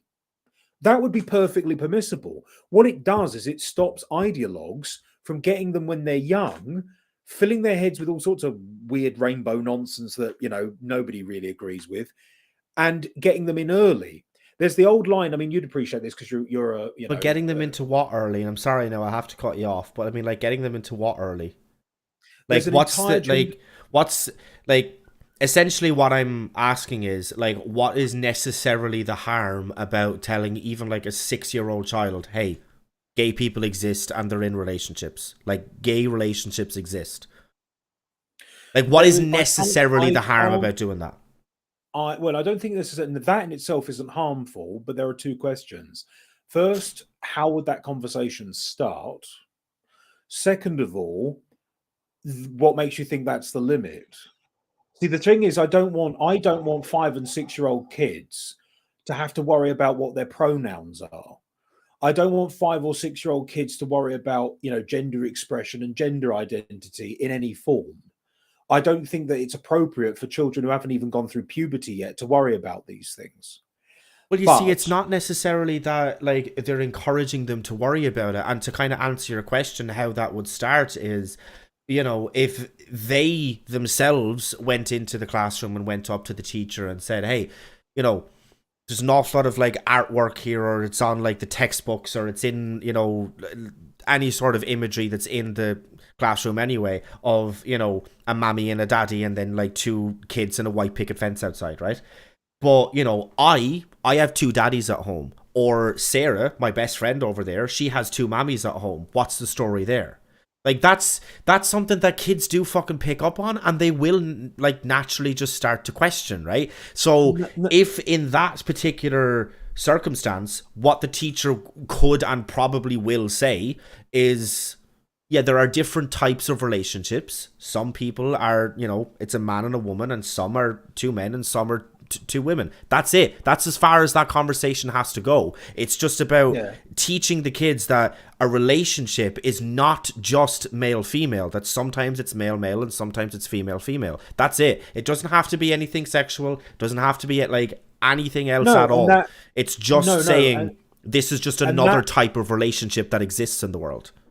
yeah, but that would not be that would not be covered by this bill, because what you're acknowledging But reality would is it though? advanced. Would it No, though? no, but it would. Because the No, no, bill no, it says would. that if the children are If it's not suitable, if it's developmentally. suitable for an age and it's developmentally appropriate. Well, yeah, but So what if the if you, teacher doesn't think that it's developmentally appropriate to tell a 6-year-old kid that there's same-sex relationships? well, they don't have to. I mean, and as I've pointed out, it's not the problem. The thing that people are responding to is not the existence of homosexuals or gay couples or even transgender people or whatever. Hmm. What they're resisting is what they perceive to be political indoctrination. Because you know as well as I do that gender studies and gender politics, as it's the gender ideology, is leftist. Therefore, it is inherently political, and therefore you are introducing political ideas to a 6-year-old. I mean, we're using Well, 6-year-olds as an example. the only reason that it's political But is because the right is so opposed to it. let me just finish the point. Though. Okay. The thing is that it doesn't ban. Kids in that classroom will have two mums and two dads. They'll watch programs on Netflix or Hulu or Amazon Prime or whatever where there's a gay. I can remember the days, right, when the L word and queer as folk were massively controversial. Like, can we depict these relationships on screen on a prime time slot? Now every TV show for children, for adults, they've got gay characters or pansexual characters or gender non-conforming or whatever. So the idea that children are not going to be exposed to rainbow content is preposterous because it's everywhere. Literally everywhere. You've got rainbows painted on the pavements in America. There's this, they've got stickers in the window saying this is a gay-friendly establishment. You see guys walking down the street holding hands, and all of that's fine. All of that is fine. But why are you introducing gender theory to a 6-year-old? That's what people are protesting. But I don't think that people are introducing gender theory to a 6-year-old. Like, I know that they are. I know that they are because okay, give me an example of like a school that's introducing gender theory to 6-year-olds. Oh, no, or no, like no. it doesn't No, even no, necessarily I'm have not- to be 6-year-olds. I know that we're only using I'm that not- as a sake I'm of not- argument, but I'm not saying that a school is guilty of this. I'm saying that there are teachers on social media platforms, especially including TikTok, who openly admit that they have removed, because in America obviously they pledge allegiance to the flag and all this stuff, right? They bring out the flag. I mean, which obviously is a wee bit creepy, but yeah, that's it's a little bit different cultish. But conversation. yeah. They won't have the American flag on permanent display, which is I'm not necessarily worried about, but they will have the rainbow flag on permanent display. That, whether or not you agree with it, doesn't matter. That's a political choice. You are exercising your politics. If I went into my classroom when I was a teacher, back when I was mental and did that for a living, if I went in and I did nothing but talk about conservative or mildly conservative or vaguely liberal, talk about politics to my students, I would expect one of two things to occur. Either the students to, disagree with my points, which they're entitled to do. I would even expect complaints. It's like, your job is not to talk about fiscal policy of Maggie Thatcher to my 17-year-old. You're there to teach Shakespeare. That's your job. Anything beyond that is not part of your remit. It's too personal. It's not professional. If you're hanging a rainbow flag in your classroom, I'm a big fan of the State of Israel, right? Hence the bloody flag, right? I would never hang the Magen David in my classroom if I was still a teacher. I still support the State of Israel, and if somebody asked me, I support the State of Israel, that would be it. That would be the end of it. But I wouldn't have it, and I certainly wouldn't engage in a political discussion about it, because that's not my place. For the same reason, I've got the Union flag over there, the proper Union Jack. I wouldn't hang that in my classroom. I'm a proud British patriot. Yeah, so what? That's not my job. My job is to talk to you how to write, to tell the difference between a metaphor and a simile. And so you have to, I don't like the idea of politicizing education to the point, because I also know that if this was allowed to go unchecked, if I protested about, rainbow flags and talking about gender identity and different neo pronouns and all this rubbish with 6-year-olds, there would be a massive backlash because, oh, why are you homophobic? Why are you transphobic? Why are you maintaining the cis sexist heteronormative patriarchy? You're fascist. And I know this because I know the type of people who become teachers, right? They're they'll read The Guardian or whatever. So it's a bit dangerous it's effectively political indoctrination. I wouldn't expect it from right wingers. I'm not going to expect it from leftists. And the idea that, oh, well, we're doing it in the name of peace and love and being nice to gay people, you might think that, but it's still beyond the terms of your contract. That's not what you're there for. And I've responded to teachers on TikTok who openly admit that they're promoting gender theory, queer theory, and things like that in a very muted form to children, and they're teaching in elementary schools. So I'm not saying it's widespread. I think it's maybe the bill's an overreaction. I would concede that point. But there is a fear that children are being indoctrinated by ideologues, and that's what it's responding to. And there is some circumstantial evidence to defend the position.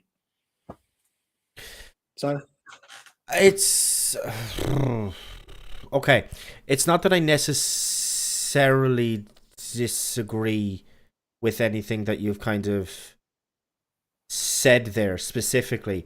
It's just that I don't necessarily see a teacher hanging a rainbow flag in a classroom. I don't necessarily see that as them. Well, okay.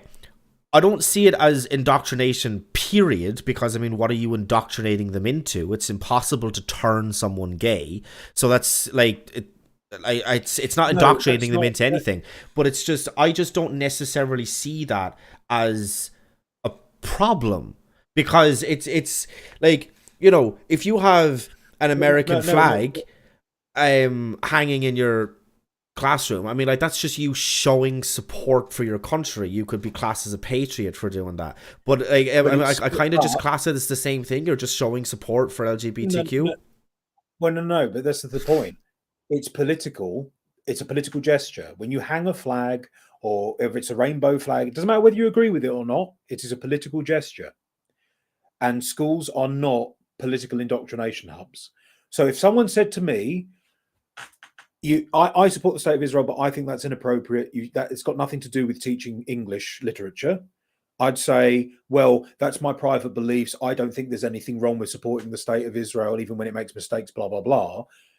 That might well be true, but it's not part of the teacher's job. My job as an educator, what it used to be, I used to be a teacher, is not to inflict my private personal politics.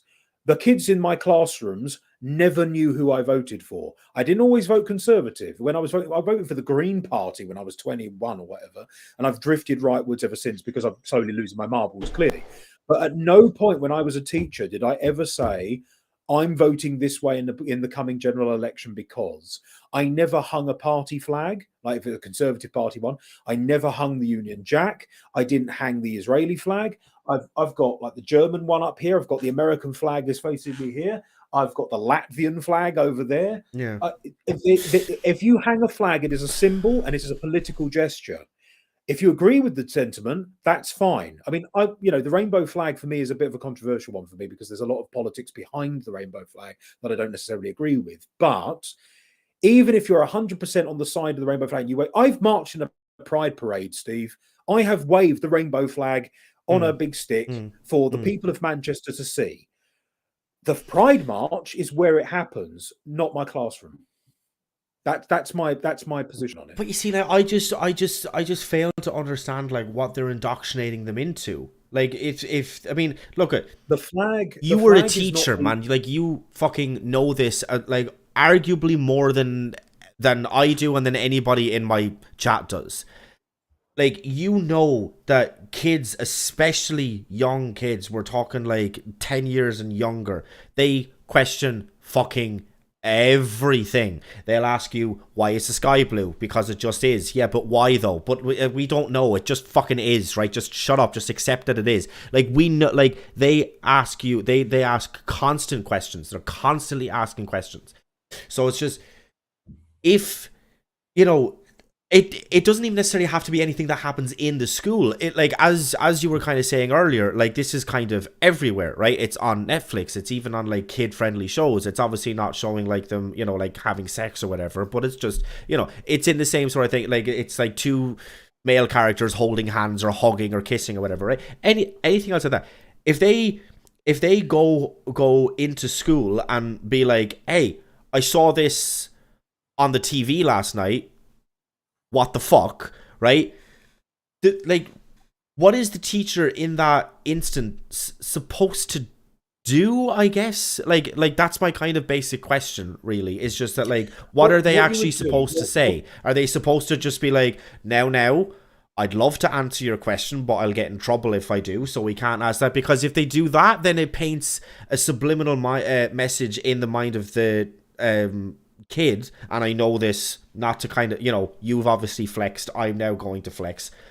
I've 2 degrees in psychology, man. I know that's what, like, it's going to point to, like put this message in their head of, oh, okay, that's something to kind of stay away from. I don't want to, you know what I mean? I can't ask any questions about that, because it's, and like, believe me, that will make it in their minds of, that's bad. I can't ask any questions about that because it's bad.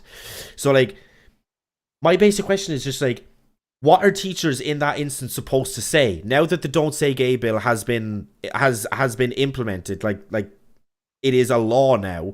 What is a teacher in Florida supposed to say if an otherwise innocent child who's just asking questions comes into the classroom and says, what the fuck? What are they supposed to do? Well, it depends on the nature of the question.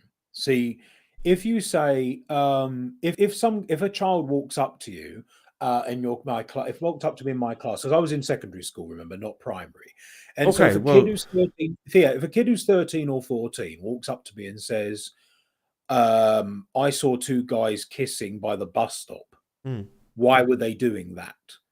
Then you would say something like, well, they're gay, probably in love, they're in a relationship. Some people are gay. But you can't say that now. But you No, but can't you say that can. now. No. Under the bill, you can't. You can't talk about, if you are a teacher in school times under that, like, those, like, fixed times from 9 to 4, you can't now talk about same-sex relationships. So if you're in that situation now, even if a 13-year-old goes up to you and says, I saw 2 guys kissing, you can't say that. So like, what do you say to them?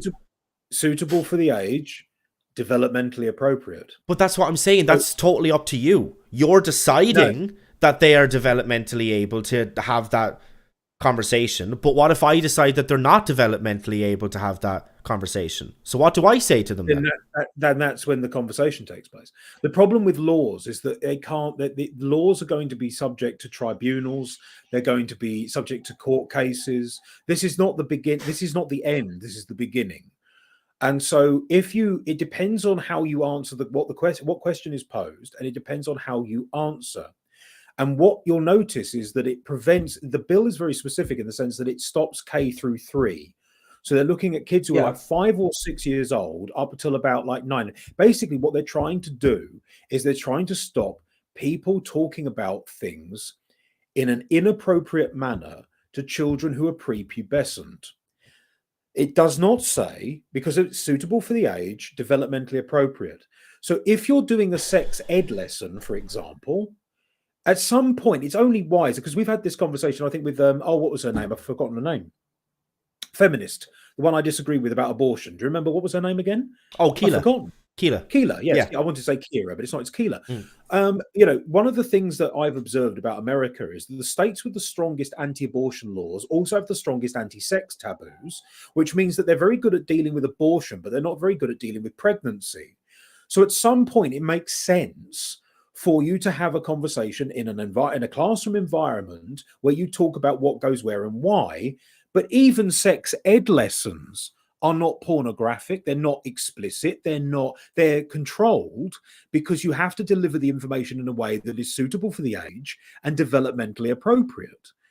This bill that's become passed through in Florida is meant, whether it actually works or not is a different matter, but it is meant to stop ideologues from talking to children who are prepubescent, getting them while they're young, because there is no discussion.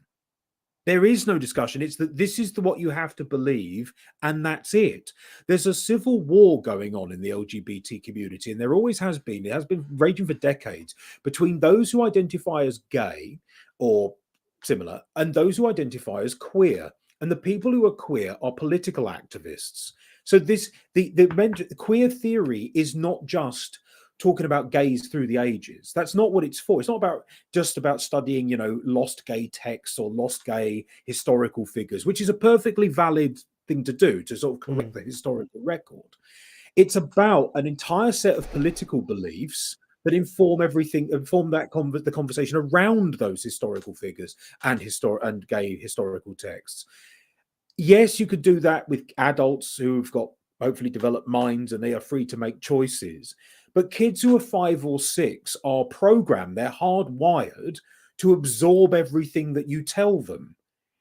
And it's not the place of a school to do that kind of political. Parents are supposed to decide what values that they. I fundamentally disagree with you. Fundamentally disagree with you. Please elaborate. We've a massive, massive, massive disagreement there. I think that it is absolutely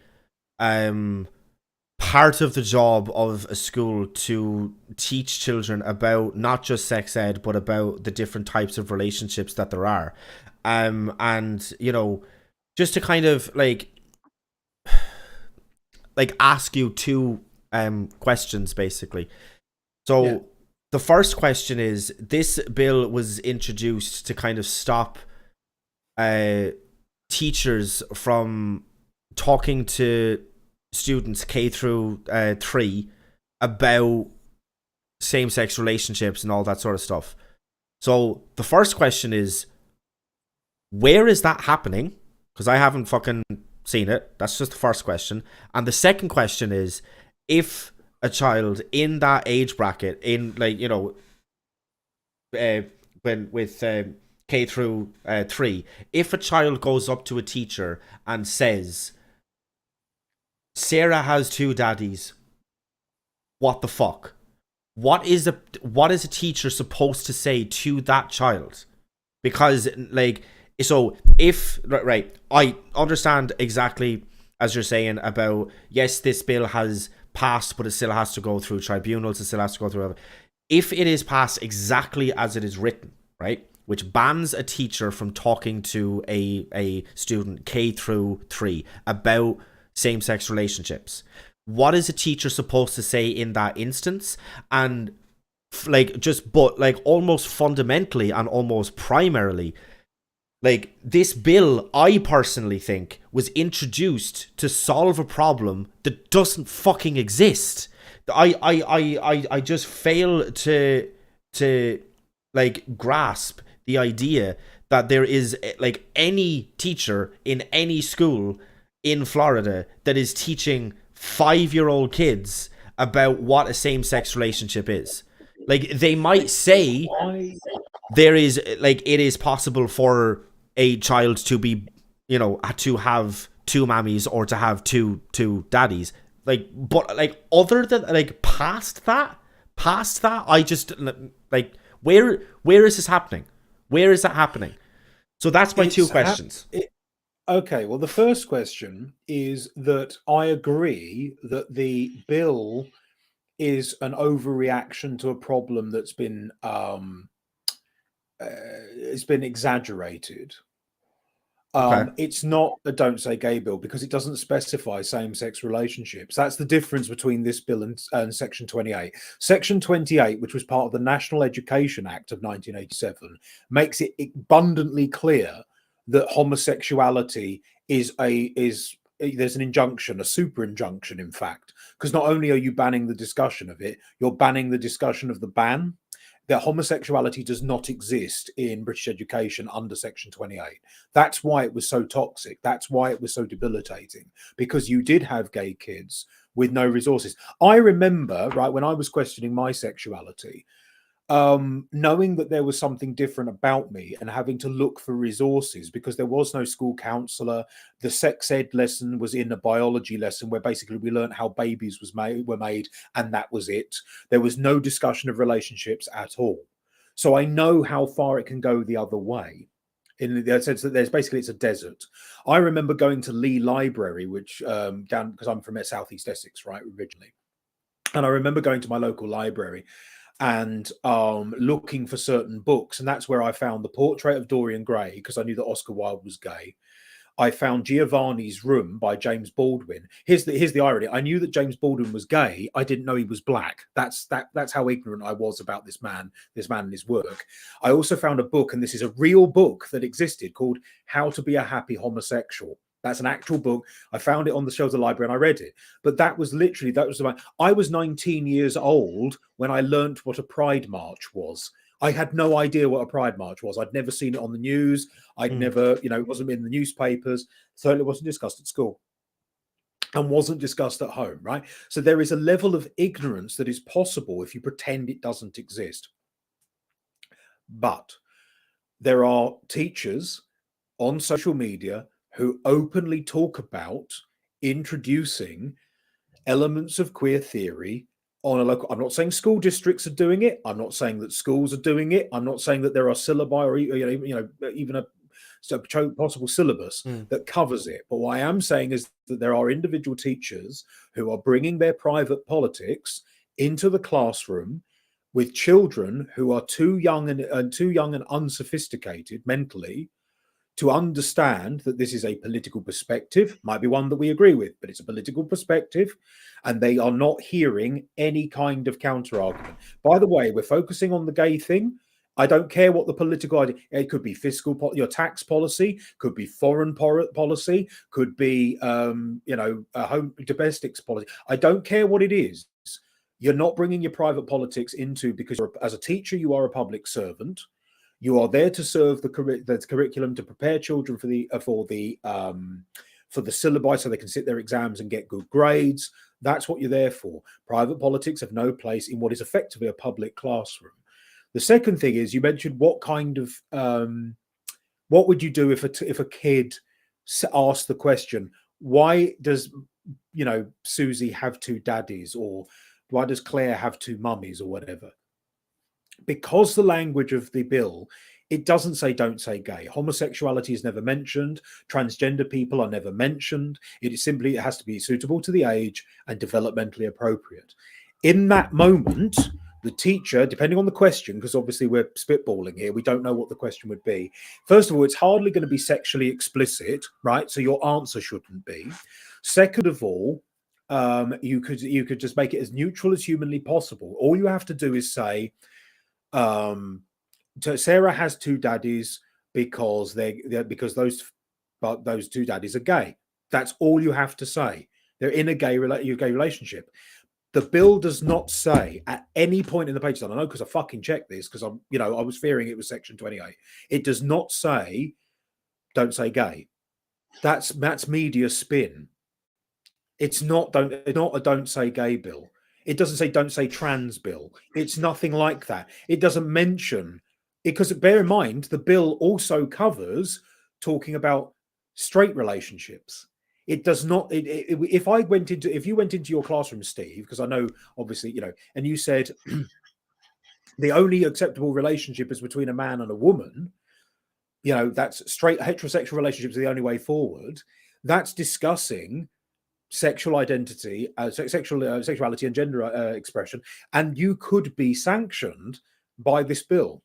You could be sanctioned for it, and there would certainly be. And if that didn't happen, there would be a public backlash, because it's like, well, hang on, why would you persecute people for talking about homosexuality but not heterosexuality? That doesn't seem very fair. That seems very homophobic.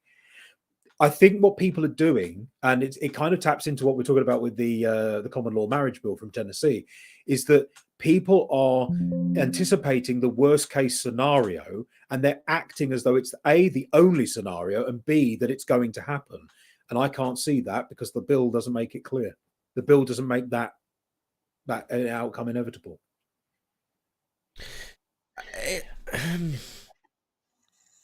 So look, it's not that I disagree with you, okay? Like it But you're going. No, you see, it's not even that I do. It's just that I just don't.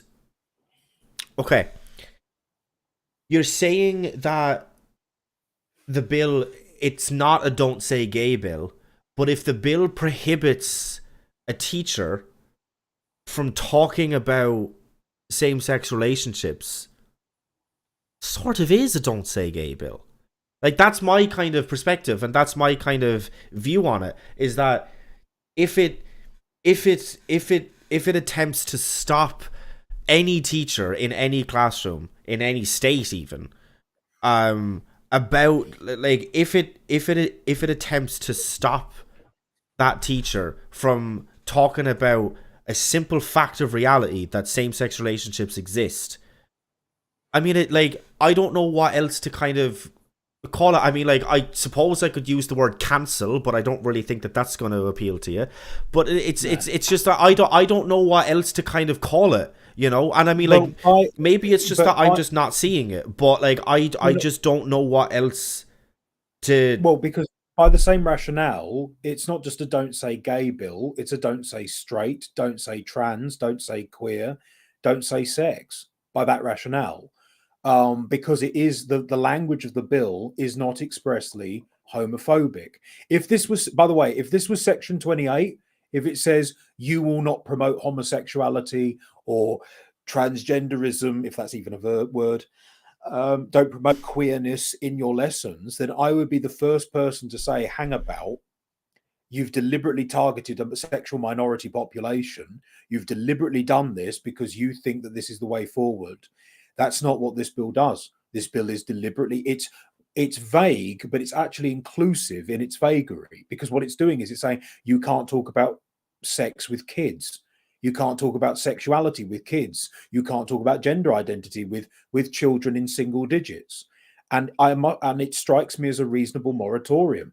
Now, you're anticipating, because it's passed by a Republican governor and the Republican Party has not been friends to the gay, let's be honest, historically, that this would only be used in biased scenarios whereby a teacher tries to talk about homosexuality.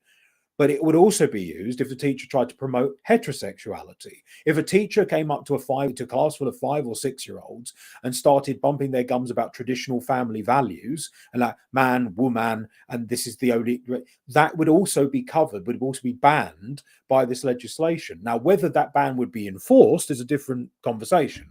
That would be the subject of a tribunal, either with the teacher involved or with the bill itself, right? There is still a chance for this act. If it's unworkable, this bill could also be repealed. There's always that possibility.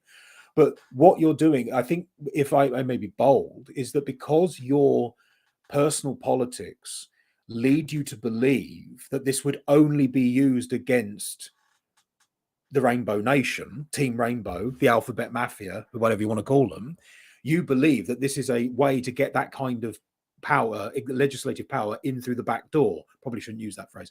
To duck round any possible open criticism. But that's not what this is. I cannot see it. Because bear in mind, as I've said before, the Western world has never been more tolerant of LGBT people, ever. It's a glorious time to be part of the Team Rainbow. There's LGBT content on every internet platform, which this bill has no control over. As you've pointed out, you mentioned vaguely earlier that Disney has now committed itself to putting LGBT characters in all of its productions, all of its films and TV shows. There'll probably be gay people in like the Star Wars stuff, like the Mandalorian at some point. You know, even that's, they'll put it in everything. Also, people of different colors and creeds. I mean, possibly, but I mean, like, you know, the right wing lost its fucking mind when at the live action remake of Beauty and the Beast, and because it like, oh my god, it showed a gay relationship. It was literally two guys dancing, and it was like 2 seconds. It was like a couple of frames of the movie, and they lost their fucking minds over it. I'm not disagreeing with you 100%. This is the best possible time to be a part of LGBTQ. It has literally never been more accepted. It has never been more. If you're pansexual, absolutely fucking go for it. Jesus Christ, you know what I mean? Have sex with all the fucking kitchen equipment. Don't just limit it to pans. It's like you could, like, you know what I mean. It has never been a more acceptable time. Like, it has never been a safer time to come out as being gay. 100%.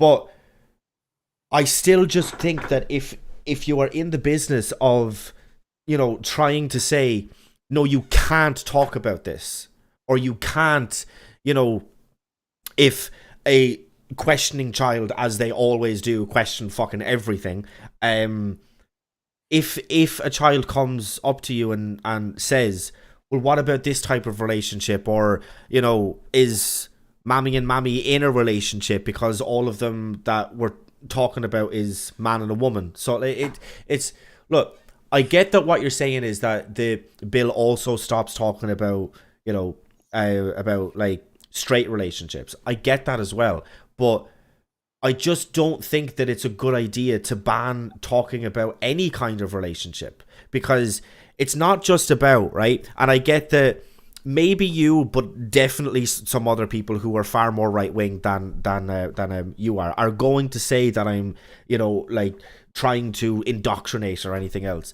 But it's just, as soon as you start talking, or the sooner that you start talking about different types of relationships or different types of families, and by the way, different types of families is inclusive of just a single parent, or is inclusive of being raised by your grandparents, or by an uncle, or by a guardian, or by, a foster parent. There is so, like, with families, Jesus Christ, like, list is almost endless. But different types of relationships, I just don't see the problem with talking about different types of relationships, because there are people who will go out and will say, oh my god, there's a same-sex couple in every movie, in every TV show, in everything across genres, and it's aimed at kids, it's aimed at adults, it's aimed at, oh my god, it's everywhere. TV, movies, the media industry is now and has always been a reflection of real life. So it is almost impossible. It's almost impossible to, come up with like to try and put to screen a version of the multiverse where we all have a third ear that's on our foreheads, right? Like, it's like, that could be there, yeah, but it's automatically in the realm of science fiction, because it's not a reflection of what is currently happening in our own, like, just out in the world. Like, talking about these sorts of things, it's not just that it normalizes it, but it stops the questions, it stops the, like, morbid curiosity. If you start teaching, if you start saying to people, like, even as young as like 5, 6, 7, 8, there are some families out there that have two mammies, or that have two daddies. It does normalize it, and that's not necessarily a bad thing, because we know that when things like this are normalized, that it stops future prejudice. It stops a future homophobe. It stops a future transphobe. It stops all of these sorts of things, because it's so normalized at a young age. If you start, you can do this as an experiment. You can get a controlled group of like 5 kids and bring them all up to think that ketchup is, that if you take ketchup, right, if you dip your chip in ketchup and then eat it, you will die, right? Like, if you bring them up from birth till when they're 15, right, and keep reinforcing that, they're just going to think that. And they, you know, if they go out then into the real world and see someone putting ketchup on a hot dog, think, well, that cunt's fucking suicidal because he's going to die in a day, right? Like, the point is, if you put this into people's minds, right, going forward, that's what they're going to take with them through life. So if you teach them as young as possible, it is okay, it is not strange, it's not weird, it's not different, it's completely normal for a child to have two daddies, or for a child to have two mammies, or for a child to have one mammy or one daddy, or whatever the fuck the situation is. It stops people looking at it as anything different or as anything strange.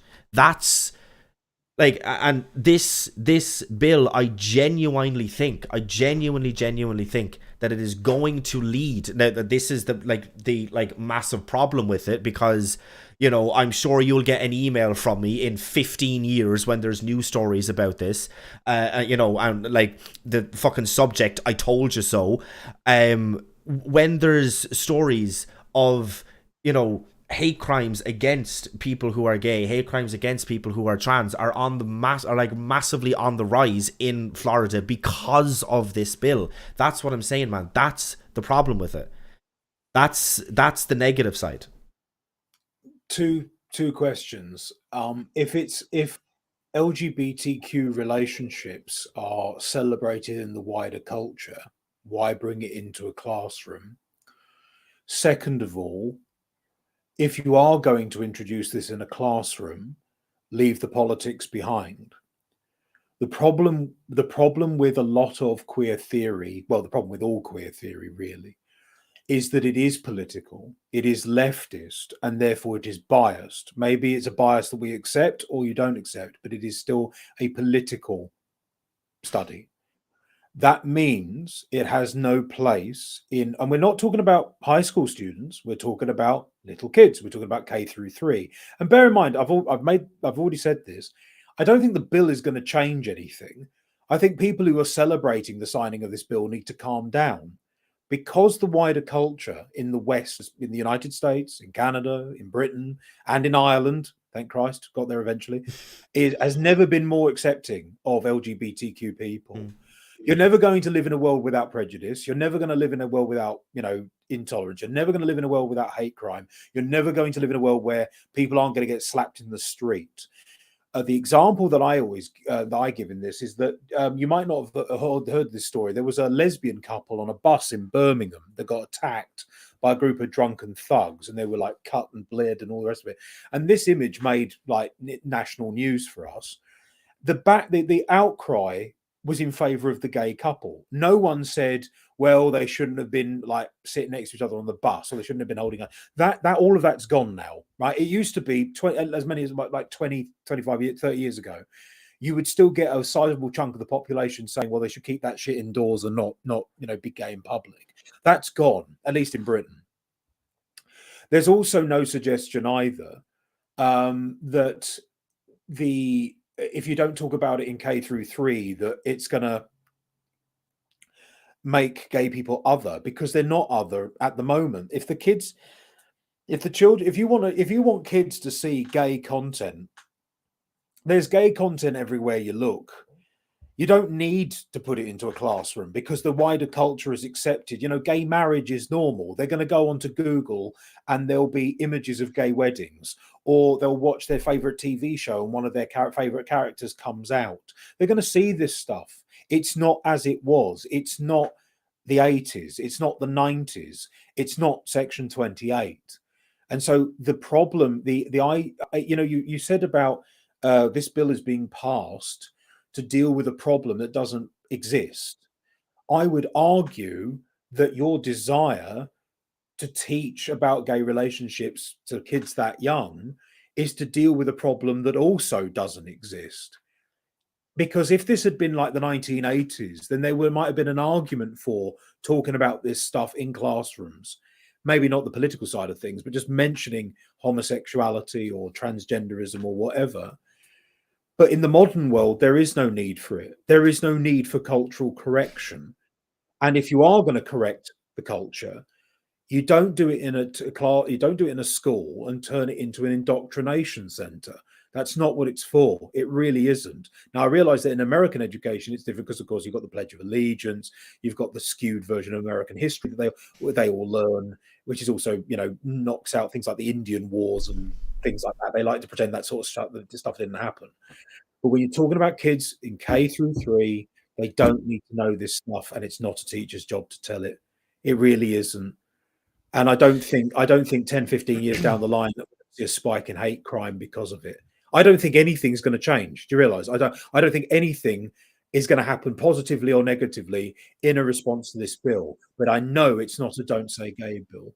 That's my point on it. Well, to kind of answer the question that you asked me is of why bring this into a classroom. I don't think that necessarily, like, depending on the age, I don't think that teachers should be, like, necessarily bringing it up. I think that they should only be responding to when a child comes in and says, Sarah has 2 mammies, what the fuck? Or, like, that's when it should be brought up. It's not necessarily the teacher that should be instigating that conversation. I think that if a pupil instigates that conversation, I don't think that it's appropriate to make it so that a teacher has to go, I can't talk about it. I just don't think I just don't see the point, because it instantly makes it this kind of taboo thing almost. It's kind of like a, oh, well, why can't the teacher talk about this? They can talk about this, and they can talk about this, they can talk about that, they can talk about that, but they can't talk about this. Why can't they talk about this? Is that because it's a bad thing? I'm telling you, man, like, that's how this shit works. That's how it works. But it does allow for the discussion. It says if it's suitable to the age and developmentally appropriate. But if a 5-year-old child comes up to a teacher and asks a question about it, then even under the parameters of the bill, they would be banned from talking about it anyway, regardless of whether the teacher thinks that they're developmentally able for that conversation. The bill would ban them from talking about it. But that's what I'm saying. Like, why are we banning speech? Why are we banning conversations? If a child comes up and say, like, with just the, like, level of morbid curiosity that they have now and will always have, why are we stopping any teacher from saying, no, you can't talk about this, or you can't talk about that? But why? We're not. But they're not. But they are. If you think they 100% are. If it's a 5-year-old child, it literally says in the bill, if they are K through 3, they can't talk about this bill. They can't talk about it. Because they're too. You can't talk about sexuality in any context that is inappropriate. That is appropriate for that age group, because they're pre-sexual beings. And I know that you're a psychologist, so you can obviously correct me on this, but there's no way you can talk about sexuality or even gender identity, because then you have to start talking about naughty bits eventually in a way that is palatable and in a way that is suitable for a 5-year-old. There's just no way you can do it. But you see, I just don't see why you would have to talk about genitals or sexuality at all in any sort of a context. No, in all seriousness, if someone came up to you, right, if a 4-year-old or 5-year-old came up to you and said, why has Susan got 2 daddies? If you said, well, because they're in a relationship, they're a couple. Yeah, I would just say, like, the bill doesn't stop you from doing that. What it does stop you from doing is discussing sexuality and gender identity either to people who are too young to know about that stuff, or in a way that is inappropriate. And the problem is, and I wish I could copy and paste TikTok videos and drop them into the chat. I can't do it because TikTok are protective of their footage. If you go, because you've obviously followed me on TikTok, right? If you go through my back catalogue, you'll find my response to this Florida bill. But there's an image of there's footage of a teacher who openly brags about discussing this stuff with the kids when they're in elementary school, and they take perverse delight in doing it despite knowing that the parents would not approve of it. That's another thing. It's parental rights as well. Parents have the right to instill values in their children. It is not the right of the teacher to do that. Yeah, And but you see that point specifically, it was one of the other topics that we'll touch on, but we're not going to fully address, I don't think, mainly because it's fucking 1:15 in the morning. I like this whole attitude, or like this whole kind of thing that you'll hear so many parents say is, no, like I as a parent have a right to object to what the teachers are teaching my kids. No, the fuck you don't. No, you don't. No, you don't. You are a parent. Your job is to raise that child. They are a teacher. Their job is to teach your child.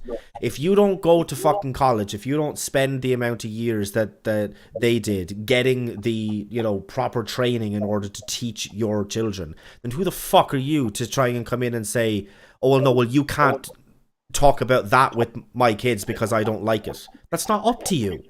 It's not up to you. In the same way as that it's not up to me to say to you, Kendon, no, you can't raise your kids that way. That's not up to me. That's up to you. You know what I mean? Like I can't come in and say to you, no,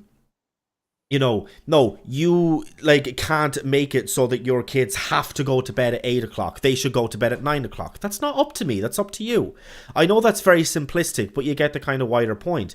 Like, it's not, it is up to the teachers what they teach and how they teach it. They can be seen as a good or bad teacher, but it's not up to the parents to be like, no, you can't teach my kids that. That's not up to you.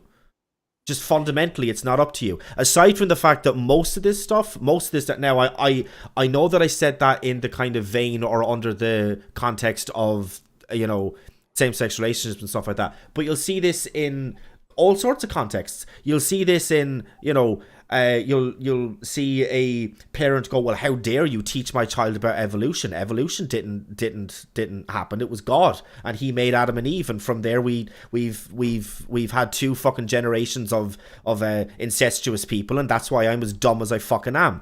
It's not, that's not up to you. You don't get to decide what is or isn't taught in a science class. You don't get to be taught, you'll see it in fucking history as well. How many parents out there will think that the Civil War was fought over states' rights? Yeah, what over states' rights to do what? To keep slaves? Like, it's not up to you what you're doing, Stephen, is you're conflating 2 problems. See, the Texas bill, the Texas debate over whether evolution should be taught in schools.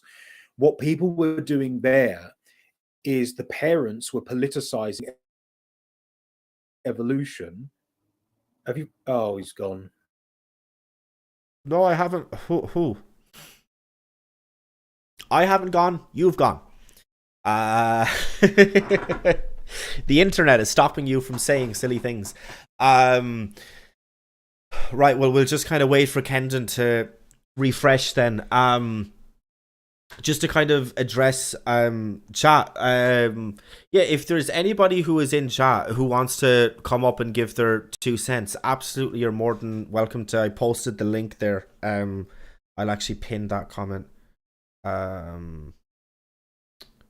Pin. Can you see me? Good. Hello. Yeah, you're here twice. You were there twice for some reason. So, I don't really know how that. I don't know what happened there. It was a technical failure for probably StreamYard. Now, going back to the previous point, what I think you're doing is you're conflating 2 problems. The problem with the Texas resistance to evolution is that the parents were politicizing evolution. They were saying that because I have the right to raise my child and instill them with religious values, which is I agree with. Mm-hmm. I agree with as well. Because evolution contradicts my religious principles or my religious beliefs, you're not allowed to teach it. Whereas the response from the biologists was, well, it's actually a falsifiable scientific hypothesis. We have a body of work on it. And if you apply the scientific method, which is my job is to teach biology, you're going to have to talk about evolution at some point. What parents are resisting is not, the parents are not politicizing LGBT relationships.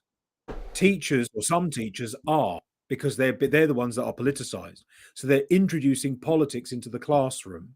Whereas in Texas, they were introducing politics into the parents were the ones that were injecting politics into the biology lab. Politics, no political discussion. No, that's not what you're for. You teach biology. If you teach biology, you've got to cover evolution. If you don't cover evolution, most of biology makes no sense, especially when you talk about, where did all the different species come from? Noah's Ark is not a textbook. You can't use it like that. The same is also true if you're going to talk about gay relationships, or at least mention them. You can mention them, but what you can't do is inject queer theory into the classroom. But that politicization isn't coming from parents, it's coming from teachers. And the idea that parents can't protest about things that are being covered in school is not strictly true. They are allowed to protest. I mean, I'm not saying they get to dictate the curriculum, because they can't. I mean, it's certainly in the UK, we have the national curriculum, which means it's government mandated. But what they can do is voice objections to it. And because what's happening is, the perception is that parents deal with the material needs of the child, food, water, bedtime. They then give it over to their local indoctrination center, where the teachers will pump them full of political ideas at a very young age, at a time when they're not sophisticated enough to form counter arguments. And then by the time, and effectively steering their politics before they even really know what they're doing. The Jesuits had a great line on this. They said, "Give me the boy for the first 7 years and I'll give you the man."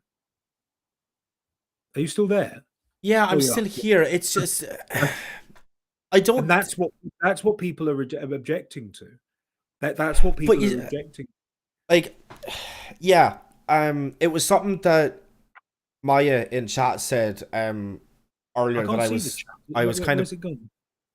You can't say. Oh, I don't know I why can't see the chat. I don't know why you can't see the chat. Can I see the chat if I go over onto StreamYard? I've got comments. Live viewer comment show up on StreamYard. This is an example. And in the private chat. Yeah, because I'm not. So that only happens if I'm broadcasting through StreamYards. I'm just using StreamYards to take the two cameras, and then I'm broadcasting elsewhere. But yeah, it's something that she had said in chat earlier, which is like, and it is something that I wholeheartedly agree with, which is just that everything is politics. Everything. Absolutely everything. Everything. Everything. So whether or not you teach kids about same-sex relationships, that is politics. Whether or not you, or if you don't teach kids about same-sex relationships, that is politics as well. So the point is, you can't, like, this argument of it's being politicized. It's being politicized whether or not you do or don't. Because if you do, then people are going to say, oh, well, that's inherently left-wing. And if you don't, people are going to say, well, that's inherently right-wing. So you can't get away from the politics aspect of it.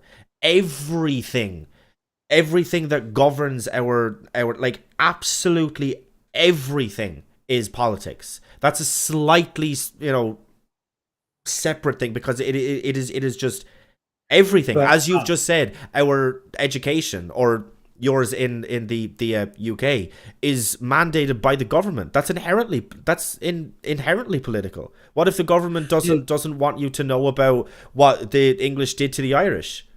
That's politicized. That's inherently politicized. No, but I mean, I'm just saying that as an example. The point is, you can't get away from this aspect of politics when you're talking about any kind of education. But what you can do is you can neutralize it as much as humanly possible. And if you're going to talk about politics in a classroom environment, not necessarily high school, but even college or graduate school, what you do is you present multiple sides of the argument. You try, it's not even false equivalency, but you have different perspectives. Like, if there are three people fighting a war, each side has their own political view on things. What were their views? If you're doing history, this is a classic example. Talk about the English invasion of Ireland, right?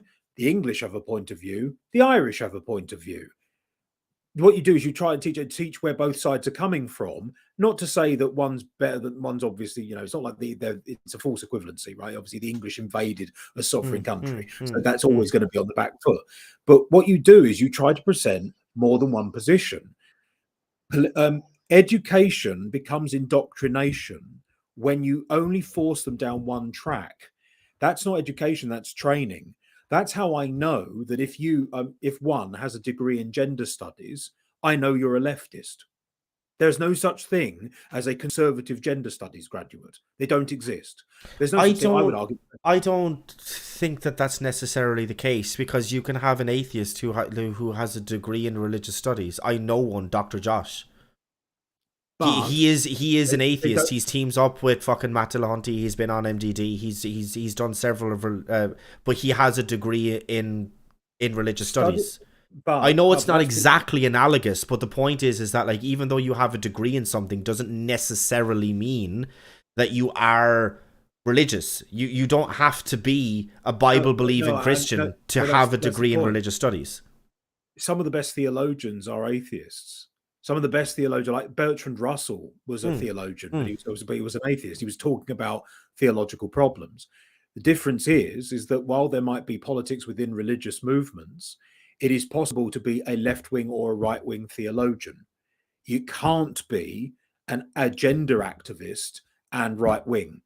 That is an impossible combination, because the whole point of queer theory, gender studies as we use in general, but you don't need to be a gender far left. You don't need to be a gender activist if you have a degree in gender studies. You can have a degree in gender studies and be right wing and almost make a career out of going around onto Fox News, OAN, fucking Newsmax, everywhere else, and be like, this is what they're teaching our kids in gender studies. Now, obviously, that would be a little bit.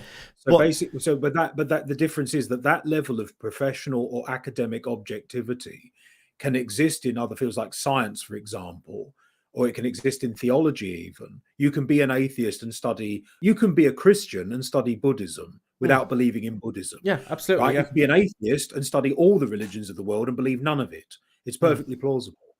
If you go to do gender studies, queer theory, or any of this stuff, I know what your politics are. I know what your politics are, because all queer theory and other such things are inherently political positions. It's like going to seminary and not being a Catholic. If you go to seminary, you are training to be a Catholic priest. Therefore, you're going to think Catholically, if that's even an adverb. You're going to think there's one thing you're trying to learn is one school of thought, one way of doing things, one body of teaching, right? The same is true for queer theory. The same is true for these things, is that they're not designed. These courses are not designed to be broad church philosophies. They're not designed to welcome disparate. Like, for example, if I was in a queer theory lecture, so I was doing gender studies at university, right? And I put forward a conservative point of view in a seminar, everyone would go that it would say bigotry or whatever, that's not appropriate. And they'd ask, why are you doing this course? In the same way, I wouldn't go to seminary and say, yeah, I don't really believe in God. I don't really believe in any. I'm just doing this purely I'm just doing this purely for academic interest. I'm just curious what Catholics believe and what priests have to do. That's not what you would go to seminary for. So it doesn't quite work. The idea that you can be conservative and have a degree in queer theory, because if you were conservative, you wouldn't even consider getting one, because queer theory is a political ideology. It is. That's why when I said earlier about hanging the rainbow flag, that's a political statement. It's a political symbol. It was designed as a political symbol. That's how we know. So, I mean, yeah, in theory, yes, I as a conservative person could go to university and get my MA in queer theory. I could do that, or gender studies or whatever. I could do that. Yeah. And I'd be allowed to sit and do the exams and regurgitate stuff I don't necessarily believe. But the fact that I don't believe it would be a source of condemnation rather than of intellectual curiosity. Oh, so why do you disagree with this, Kendon? What can you bring to that? There's none of that open dialogue that you get with these things. And talking to people. But I mean, there isn't with history or with like a science classroom either. If you go into a science classroom and be like, well, mommy and daddy at home say that it was Jesus and it was Adam and Eve, why are you saying it's evolution? There is Because no that's not debate science. about it. There is No, but no, that's not. like, But that creationism is not a science. That's no, but why it has no place in what the I'm science saying lab. is, the point is, if you go into a science classroom and say, and you know, you're teaching about evolution, or even something less kind of debated than that, like if you go into a fucking chemistry classroom and it's like, well, I mean, like, why is it this atoms that make up this? Like, it's just the way it is. It's not like Yeah, but that's because that's not up for debate in the same realm as what you're saying of gender course not, studies isn't. because it's not abstract in the same way. If you're talking about the hard sciences, biology, chemistry, and physics, Mm. you're talking about the properties of the material universe. That's not inherently political. What you do with that knowledge is political, right? So, for example, if you decide not to teach evolution because it conflicts with your beliefs, you're injecting your politics into biology. But biology itself is apolitical. It's not. It's not an abstract. You're not. It's not theorizing in the same way. Whereas, you propose a hypothesis, you test the hypothesis under laboratory conditions, you get a body of results, you come to a conclusion. It's this conclusion is your experiment is peer reviewed. Your rival scientists will repeat the experiment, and if you get the same results each time, you can be reasonably certain that your conclusion is accurate and therefore reflects the material universe. It's much more objective. It's much more the human factor is they try to, at least they try, the scientific method tries to remove the human factor from the experimentation, tries to remove it from the subject. So you don't inject your politics into a biology lab. You don't inject your politics into physics because it has no place there. It does have a place in gender studies and queer theory because those are political schools of thought. It's like studying Marxism and not expecting politics. Of course, you're going to expect politics. That's what you do. It's a political philosophy, Yeah. and there's neo-Marxism and all these other things that come up from it. So you can't say that all subjects can be apolitical or all subjects are political, because it depends on what the subject is covering. Is it covering them? Is it in material, or is it concrete, or is it abstract? Is it material or is it theoretical? If it's theoretical, then it's about beliefs, and beliefs are tricky because beliefs are always political. But you don't have to believe in evolution. You have to know that it's true. But if you doubt evolution, you can test it under laboratory conditions. You can do it in petri dishes with bacteria, for example, and go, yeah, my beliefs are bullshit because material reality is arguing with me right now. I mean, what was it Philip K. Dick famously said? Reality is that which, when you stop believing in it, doesn't go away. And I think that's a brilliant line, Yeah. because you can't mix biology with queer. It just doesn't work. It doesn't function. Well, look, I mean, I guess one of the kind of roundup questions, because like this has been kind of going on for quite some time and starting to kind of Christ, it's off feel the isn't it? fatigue. My kind of basic question is, right, if you have a child, right, let's say they're 7, who comes up to you and says, or who walks up to me and says, Sally has 2 moms. What's the story there? If I say to that child, that's just another type of relationship, what is inherently politicized? Like, how am I politicizing that child? How am I indoctrinating that child to be more accepting of LGBTQ? Well, you're not. You've answered the Okay, question in a way that is. why But can't no, that but you've just be the answered the question. case? You've answered the question in a way that is suitable to the age group and developmentally appropriate. Okay, well, if I can do that as the dumb fuck I am, right? Who's literally off the top of my head. No one's texted me and said to say that.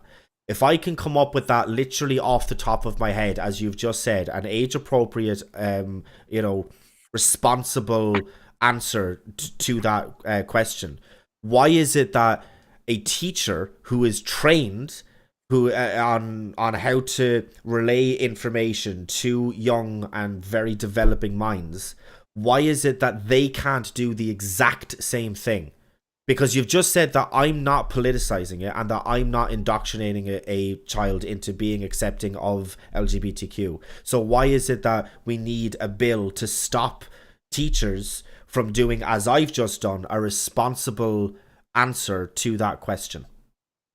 If it is Because possible to answer it and not be politicized and not be indoctrinational, if that's a word, if I can do it, why can't a teacher? That's my question.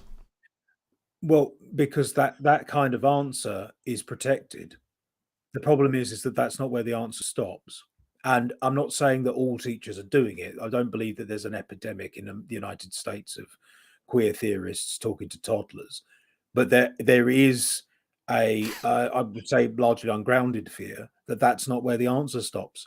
And people start talking about neo pronouns, and they start talking about gender expression, and they start talking about different sexual orientation, maybe not with graphic detail, but they mention different sexual orientations and things like this. And they're doing it. Your response is fair because it's neutral.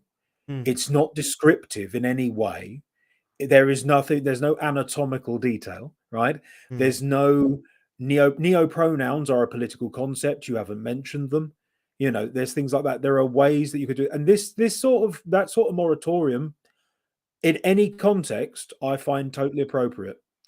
I don't believe that schools are facilities for teachers to bring political bias of any stripe, including right wing. I'm not saying that, we should teach the children to be, Thatcherite social values or anything like that. That's not Mm. where I'm going with this. In any context, you do not introduce your private politics into the conversation.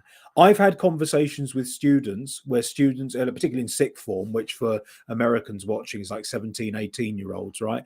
Where we've discussed ideas in the abstract about the texts that we were studying, right? Not once did I bring my private political opinions. Well, I think that political belief is stupid or whatever. That didn't go there. It was anchored on the source material that we were covering. So, for example, when we were talking about the Taming of the Shrew, which is Shakespeare's play about misogyny, you're going to talk about men and women. You're going to talk about a conflict between men and women. You're going to talk about the historical context of the play.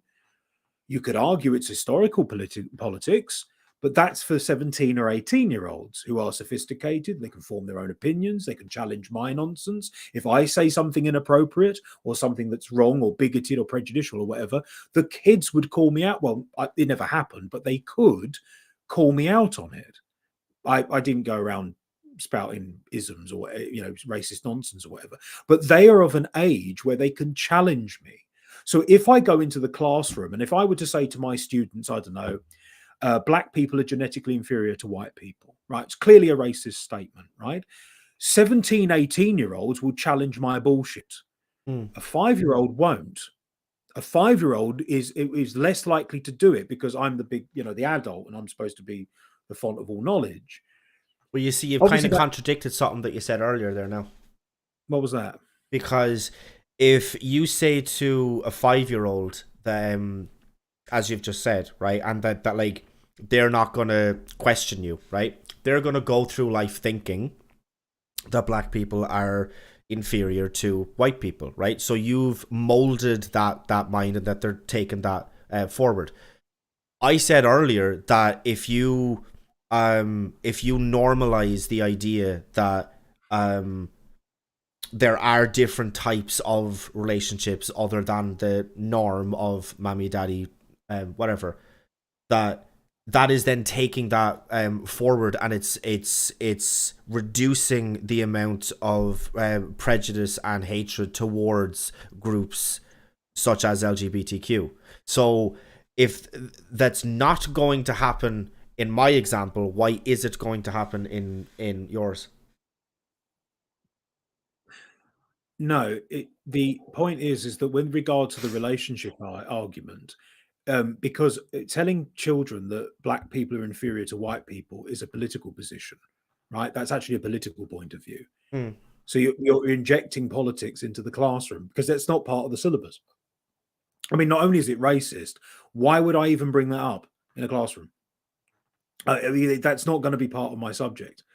But I don't think that for you're not going to inject gay politics, if you like, rainbow politics into to children. You're not going. I won't let you do that. You should not be talking about the subject at all.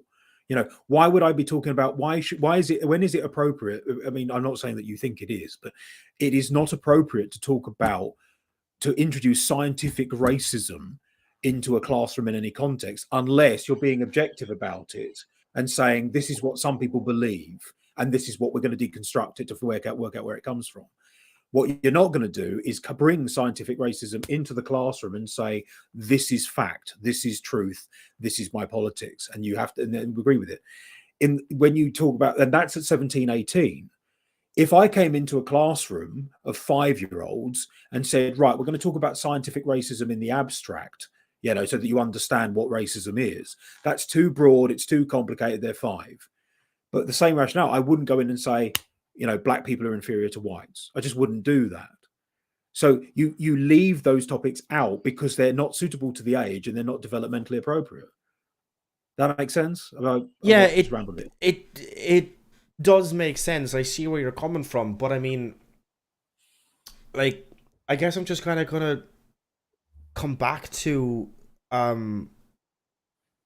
if I can answer the hypothetical question in, as you admitted, a neutral and age appropriate way, then I just don't understand why a teacher wouldn't be able to do that, because they're trained on how to teach kids, or on how to talk to kids in a way that they're going to understand it. If a dumb fuck like me can off the top of my head come up with, as you've said, an appropriate answer, I just don't understand why a teacher would. It's not indoctrinating, it's not pushing their kind of point of view. I'm not saying, yeah, this is just another type of relationship, and honestly it's a better type of relationship as well. I'm not saying that. I'm not doing anything. I'm not pushing any sort of agenda. I'm just answering the child's question in a way that is appropriate to them. So if I can do it, why can't they? Well, but they can. The problem is that they won't. They wonon't be neutral, and it won't be age appropriate. I mean, like, I mean, if I'm to put my kind of more so debate-ish kind of hat on just for a moment, that's a claim that you have to back up. Do you have any reason to suggest that, like, they are, like, saying, as I've just kind of said, kind of flippantly, that, like, no, it's a better type of relationship, or no, it's, it's this or it's that or it's whatever. Like, why do you have any examples of where a teacher has not just answered the question in an appropriate way that is appropriate to them, but are trying to push something else? Only social media posts. So obviously they might be lying, but that's the trouble really, is, like, yeah, but this is the problem. But this is the problem, because I agree with you that this bill feels unnecessary in the sense that it won't change anything, because most teachers are not doing this. But there are teachers who are, and there is a overreact. I've already admitted this, that there is an overreaction to what is perceived to be the political indoctrination of children. There's already an overreaction. I've already acknowledged it's an overreaction to it, but there are teachers, and again, because I've responded to them on social media, not that they know it, because they probably don't give a shit what I think on TikTok videos or whatever, who are going beyond that. They are preaching their private politics as though it were the only way to think on the issue.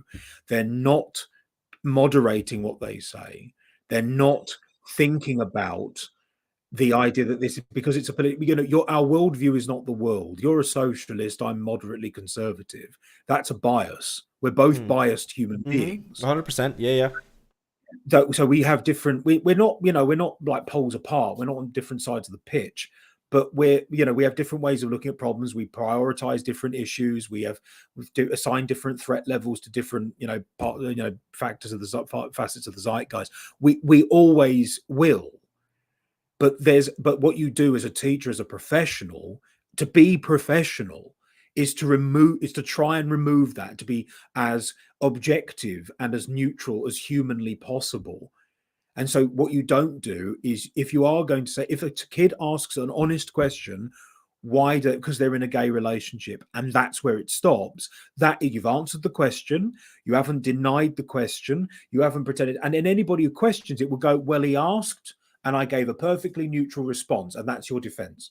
I did not say it's a good thing or a bad thing. I didn't say that, if you're gay, it's okay. Nothing like that at all. I simply say it's a gay relationship. They're in a, it's like, mummy and daddies, and some people are two daddies and two mummies. It's perfectly neutral. And that's fine. That's not what this bill is dealing with. The bill simply stipulates that if you are going to discuss this with certain kids in certain year groups, watch yourself. Make sure it's suitable for the age group, and it's developmentally appropriate. In other words, if a kid doesn't ask you, don't bring it up. If you're talking about something that's not really gay related, don't bring it up. If you're teaching, I don't know, if you're, I don't know, if you're teaching history, for example, right? Unless you're covering gay history, although I don't think they would do that at high school level anyway, or, in elementary schools, don't bring your private political bias to history. Because I had history teachers who were not exactly politically neutral when talking about great historical events. Those teachers were not exactly the worst ones, but they were the most annoying ones, because you got the sense that if I challenge you as a teacher, you're going to give me a load of lip. You're going to talk, well, I'm the teacher and I know more than you, so shut up. So you're not, you've got to leave room for space for development. But yeah, again, K through 3, I think it's a reasonable moratorium. I think it's perfectly reasonable. But I I mean, don't know don't, just to kind of pick up on what you said there, like if you're teaching about like, gay history, or, like gays throughout history is probably a more kind of like accurate way of where I'm coming from.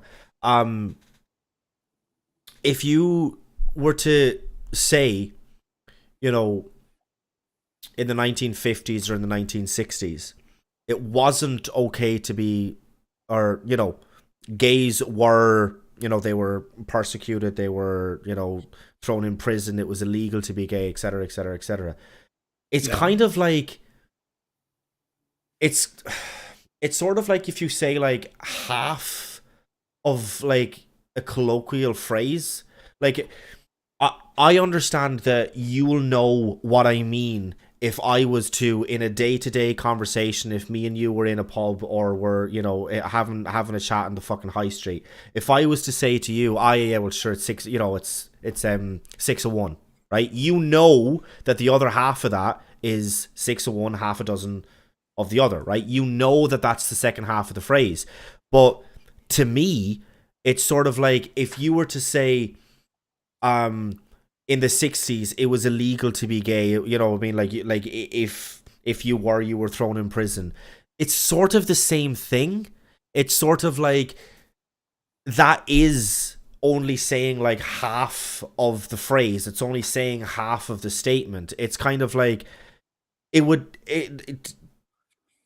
to me, and in my mind, it would, if I was to say that, it would just kind of roll off the tongue, and I would just like instinctively say it wasn't, if you were gay in the 60s, it was, you were thrown in prison, you were arrested, you were whatever. The natural follow-up to that is, and of course now that's not the case, it's perfectly fine to be gay. Like, I don't see the necessary problem with that, even teaching that to, like, kids younger than 10. I personally just don't see a problem with that. You're not saying, go out and be gay, or, you, Jim, go off with John into the fucking bathrooms, and you know what I mean? Or, like, you know what I mean? Just, like, kiss him right there now in front of everybody. You're not doing that. You're not encouraging the behavior. You're not encouraging the act. You're just saying it's okay to be, you know what I mean? It wasn't okay, but again, now it is. Again, no, but that's fine. Suitable to the age group, developmentally appropriate. If you're talking about gay history, you wouldn't. I can't imagine this would ever come up in K through 3 anyway, because they don't know what homosexuality is. Yeah. We're talking in purely hypotheticals. I do realize that. If you're in high school and you're talking about the history of gay rights in the United States, inevitably you're going to cover homosexuality was illegal. Now it's legal. Yeah. That that you can't. It's very hard to argue against that. It's very hard to say, well, I don't think that's appropriate. But, well, actually, it is appropriate. It's appropriate for the age group because obviously, this is the topic we're covering in Mm. part as part of the syllabus. But also, it's developmentally appropriate because they need to develop their understanding of the subject, and I've delivered it. There's nothing in that is. I mean, obviously, you could say, you could talk about even if you talked about the political reasons behind homosexuality being illegal or what brought the legalization through. These are just historical events. So you're still maintaining a kind of objectivity. You're still saying this is just history is just one thing. Was it the line in Alan Bennett's play, The History Boys? History is just one thing after another.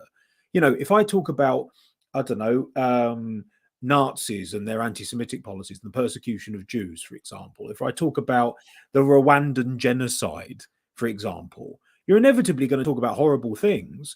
But if you're going to talk about horrible subjects like genocide, for example, it would still have to be suitable to the age group and developmentally appropriate. If you're just talking about genocide because you're like an activist or whatever and you really hate imperialism or whatever, that's not what you're not. The kids aren't there to hear your political perspectives. They're there to learn the syllabus, and they're there to in a way that is palatable for their age group. So you can talk about controversial subjects, you can talk about difficult subjects, but there are certain conditions that apply, and those conditions are actually kind of reasonable. They are I reasonable. I'm sorry, kind of. I posted this in chat, and I'm sure some people are kind of wondering why.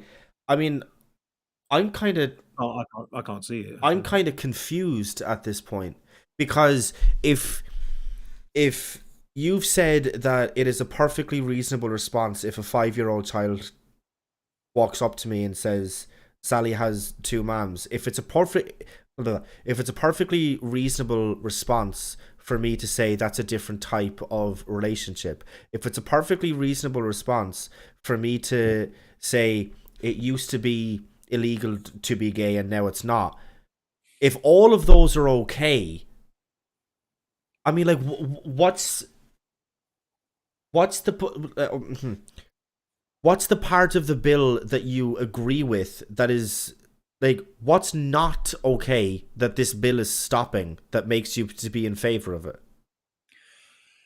It's the bill prevents because the way because the trouble is that you're labouring under the assumption that it's a "Don't Say Gay" bill and that it's designed covertly to persecute LGBT people at the expense of to maintain cis, sexist, heteronormative values and that sort of thing.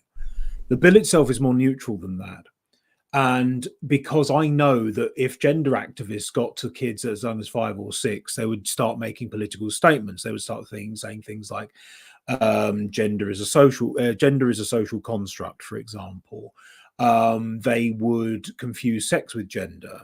They would say things like they would talk about transition. They would talk about transitioning from male to female, But would they though? and also To 5-year-olds? well, yeah, no, but you see again, I think because the thing is, Stephen, I think what we're actually doing is we're going round the same point. Yeah, I think we You kind of are. Like we're like We are because you don't know any example, and it's fine. You don't know any examples of teachers that are doing that. I've seen examples of teachers admitting it, and I've already acknowledged that this bill is an overreaction. So I don't think it was necessary really to legislate against it in the sense that to pass a bill, but because again I don't think it's an epidemic. I think Ron DeSantis is vying to become president. That's what he really wants, and so he's responding to this culture war, or this battle in the culture war that's erupted online or wherever, and he's proposed legislation that he knows that his supporters will agree with because it boosts his political profile. But I have seen examples of teachers bringing in mature content, politically biased mature content, into and bragging about it, saying, I am indoctrinating your children. They use that kind of language. I am teaching your children about queerness and all the rest of it. But my argument is that to be queer is to be a political activist. It's not simply enough to be in love with someone with the same naughty bits as you. queer theory is a political ideology, and it has no place in a classroom unless you're talking about queer theory, which is something that you would do at college. You wouldn't even do it at a high school level. But what they're trying to Okay, do is they're trying, so yeah. there's a number of things there. Maya's just asked a very good question because I mean, I'm sure it was. I just can't see yeah, it. no, you're fine. She's just asked, was it a right winger LARPing as a progressive? Now, I don't know that it necessarily was, right? This is something that you've seen that you haven't, shown to me. I'm not necessarily saying that you're lying. I'm not saying that for a second. I'm just saying that we know that that has happened in the past, that right wingers do LARP as a progressive. So it's not, I don't know how likely it is, but for right now, I can't necessarily rule that out. But I mean, I just think that, like, until there is a like a very objective and like blatantly obvious case of so many teachers teaching kids about, you see, like, this is what I'm also kind of saying as well. It's that, like, I just, it's okay, it's been proven that the younger and also the more kind of insistent you are on, it's okay to be gay, it's okay to be trans, the younger and the more, like, how consistent as well, that like that is taught to children, it, it stops the like them as a potential future self being anti-gay or being anti-trans or whatever.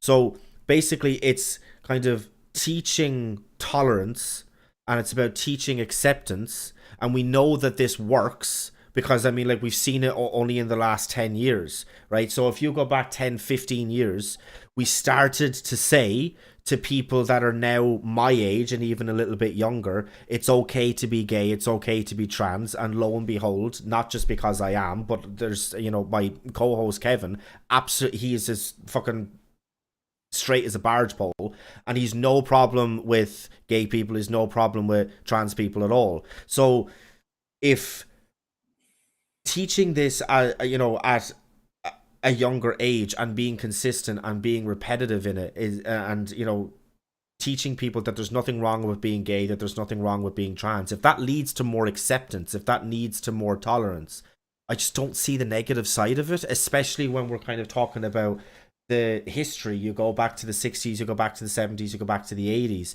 There was so much violence, and there was so much bigotry, and there was so much all of these, bad, nasty things that were directed towards LGBTQ people.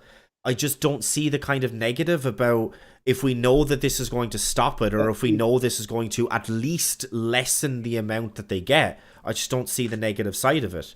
And I mean, also, I don't necessarily think that I was indoctrinated into thinking that it's okay to be gay simply because my teachers or my parents or whoever said it to me over and over and over again. I mean, like, especially seeing as we know that there's been people who have been brought up, like my mom, she's in her mid-50s, when she was a younger child or a teenager, it wasn't socially acceptable to say it's perfectly fine to be gay. It wasn't. But she has absolutely no problem with gay people. She's no problem with trans people. So we know that teaching this at a younger age leads to more tolerance and leads to more acceptance, and therefore less bigotry. And we also know that minds can be changed, that it's not simply, if this is said to you as a child over and over and over again, that's now just set in stone. That's something that you carry with you through life. We know that minds can be changed.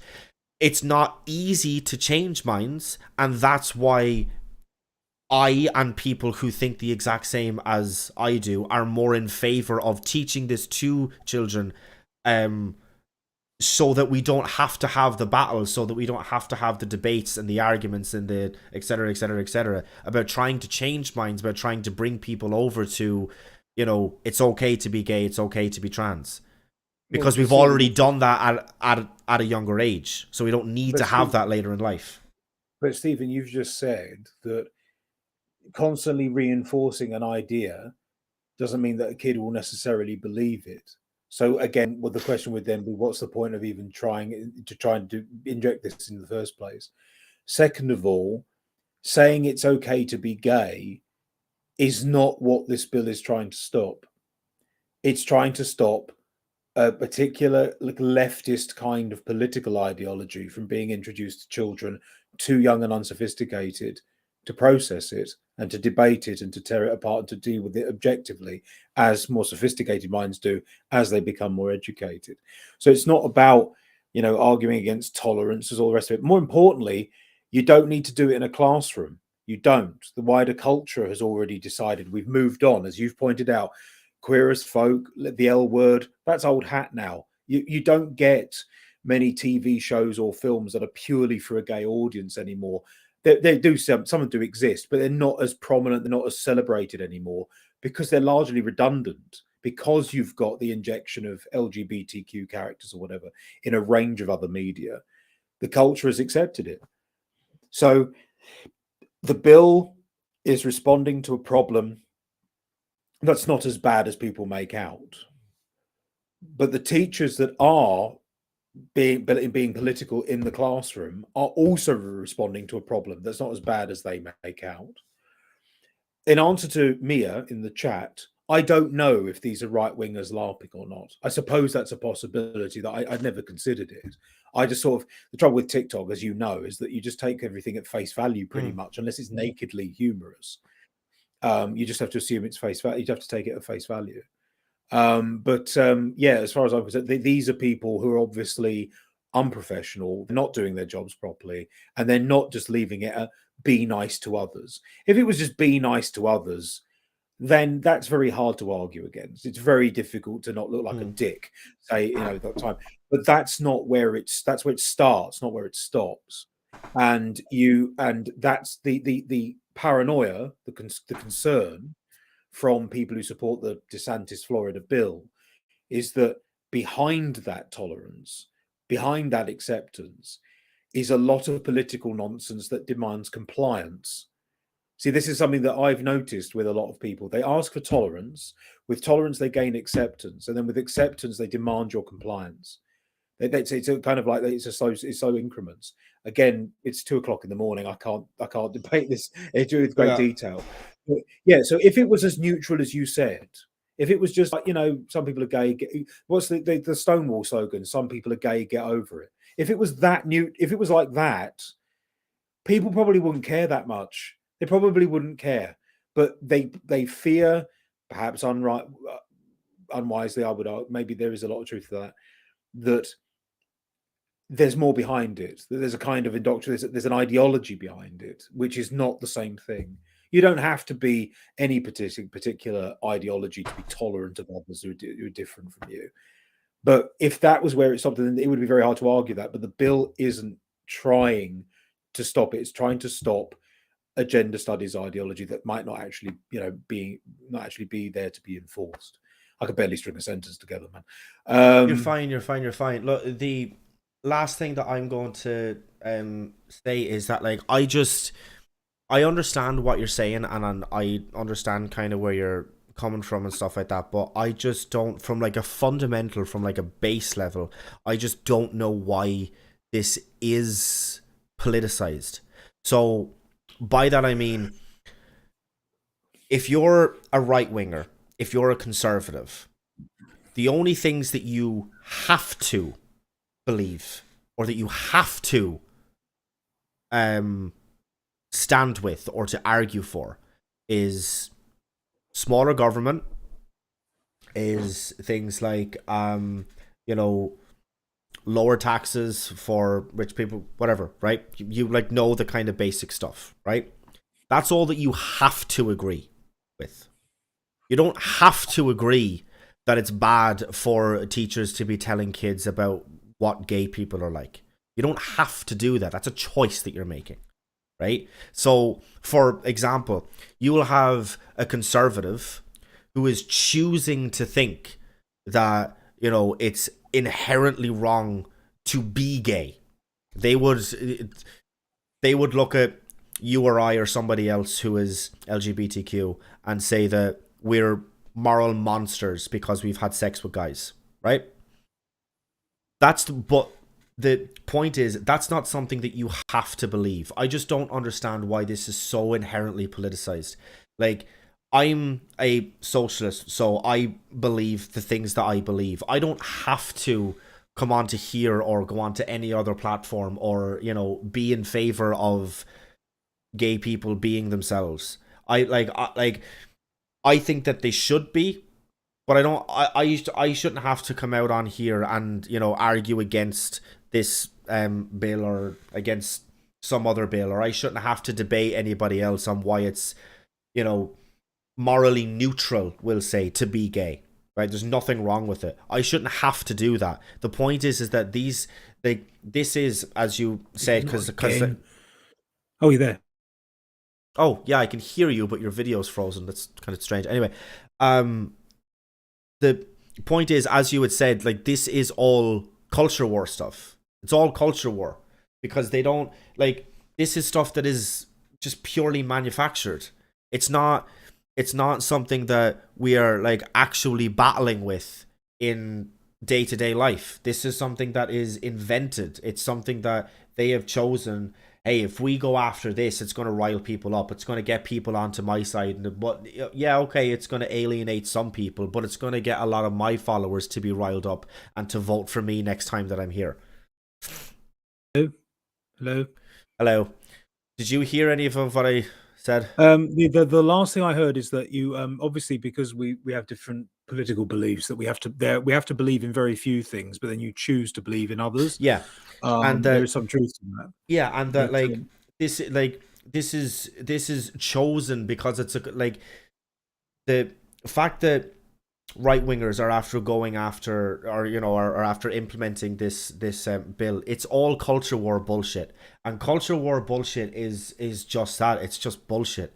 I don't give a fuck about the culture war fights, man. I just really, really, really don't. You kind of go back into last year and you look at fucking the fact that how many people were absolutely fucking melting down over Dr. Seuss, or over the fact that fucking Mr. Potato Head doesn't have a Mister anymore. He's just Potato Head. Like, who actually gives a fuck? Like, I just don't care.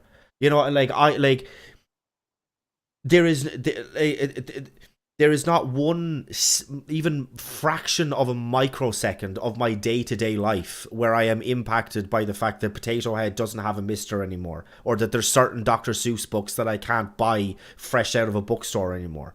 It just doesn't impact my life in any sort of a meaningful way. I just hate this culture war bullshit, and I hate the fact that I have to come out here and to argue and to debate with other people. I'm not even necessarily lumping you in with this, but just the fact that I have to go out there and kind of say that, like, no, like, being gay is just morally neutral. There's nothing necessarily good or bad against it. If you want to, you know what I mean? If you're gay and you want to go out there and have sex with men, absolutely fucking have at it. I've had it, you've had it. It's fucking great crack. It's just, I just don't, you know what I mean? Like, I just don't. I don't know, man. No, but I'm just at a fucking. But again, it's because you're like me. We pick our battles. I don't argue with everybody on TikTok. I don't debate. I don't have an opinion on everything. When we talk about like the common law marriage bill, I was completely unaware of it until you mentioned it in an email. And I could see it's an oversight. Whatever. It doesn't really affect me. We don't live in that country. We don't live in Florida. No, I know, but it's just that, like, these stuff does have like real world impacts, and I do think that, like, especially if we're kind of talking about these sorts of things, and if they do have negative impacts, it does kind of demand our attention, or at least our reactions, and to kind of voice our opinions on it. Because for everybody that's in the live chat now and that has been watching since the start, maybe I've convince someone, maybe you have. The point is, at least there's been a conversation about it, and people are hearing both sides of the argument. That I can agree with, but it's I don't know, man. It's just like some of this kind of like rigorous and like almost structural culture war bullshit. Now it's just I just just don't have any time for it. You know, it just doesn't matter to me at all. I don't care that, you know, M&Ms are after changing the fucking design and they're now less sexy. I don't care. Why does it matter? Why were we talking about this? Why was Tucker Carlson talking about this on Fox News? Like, why does it Because it's matter? Fox News. Do you know what? No, Fox but News. You get the point. It's Just why it's a does stick it buckling and the empty matter? bucket, you know? Just why does it matter? You know, it's just, it doesn't affect anybody. It's meaningless. It's stupid. Just shut up and get on with it. Anyway, that's my whole kind of like little mini rant over. If you have any closing arguments, go on ahead. It's 2:10 in the morning. Yeah, it's 2:10 in the morning. So to summarize, I don't really care about the Florida bill. I don't really care about the problem it purports to correct. I think that the bill is an overreaction to a problem that isn't really there. I think that there are people who do try to inject their private politics into things, but again, as I'm sure Steve has probably pointed out at some point, it's not that big of a problem. So I don't understand why there's a really big response. I think that Ron DeSantis passed this bill because he wants to run for president, and he knows that he can win support with this bill. And it sort of galvanizes. He might be like the more intelligent or the more political Trump figure. I don't know. So yeah, I mean, I just think as a general rule, you keep your private politics out of the classroom. If you are going to mention politics, try and be as objective as possible. Don't make it all about your perspective. And that's true in any context. It doesn't have to be with regard to LGBT rights. So that is a summary of the 3-hour conversation we've had. You go, Stephen. Go, Stephen. Do something. No problem. Listen, thank you absolutely everybody who has watched and who has listened to everything that we have talked about. I hope you found it entertaining. It was a good old chat. It was a good old conversation, as all of our conversations are. Very few minds have been changed directly on the panel, but that's not I don't that's usual. It's fine. But anyway, yes, look, thank you everybody who has watched, like, subscribe, do all of that YouTuber bollocks, and we shall talk to you in the next one.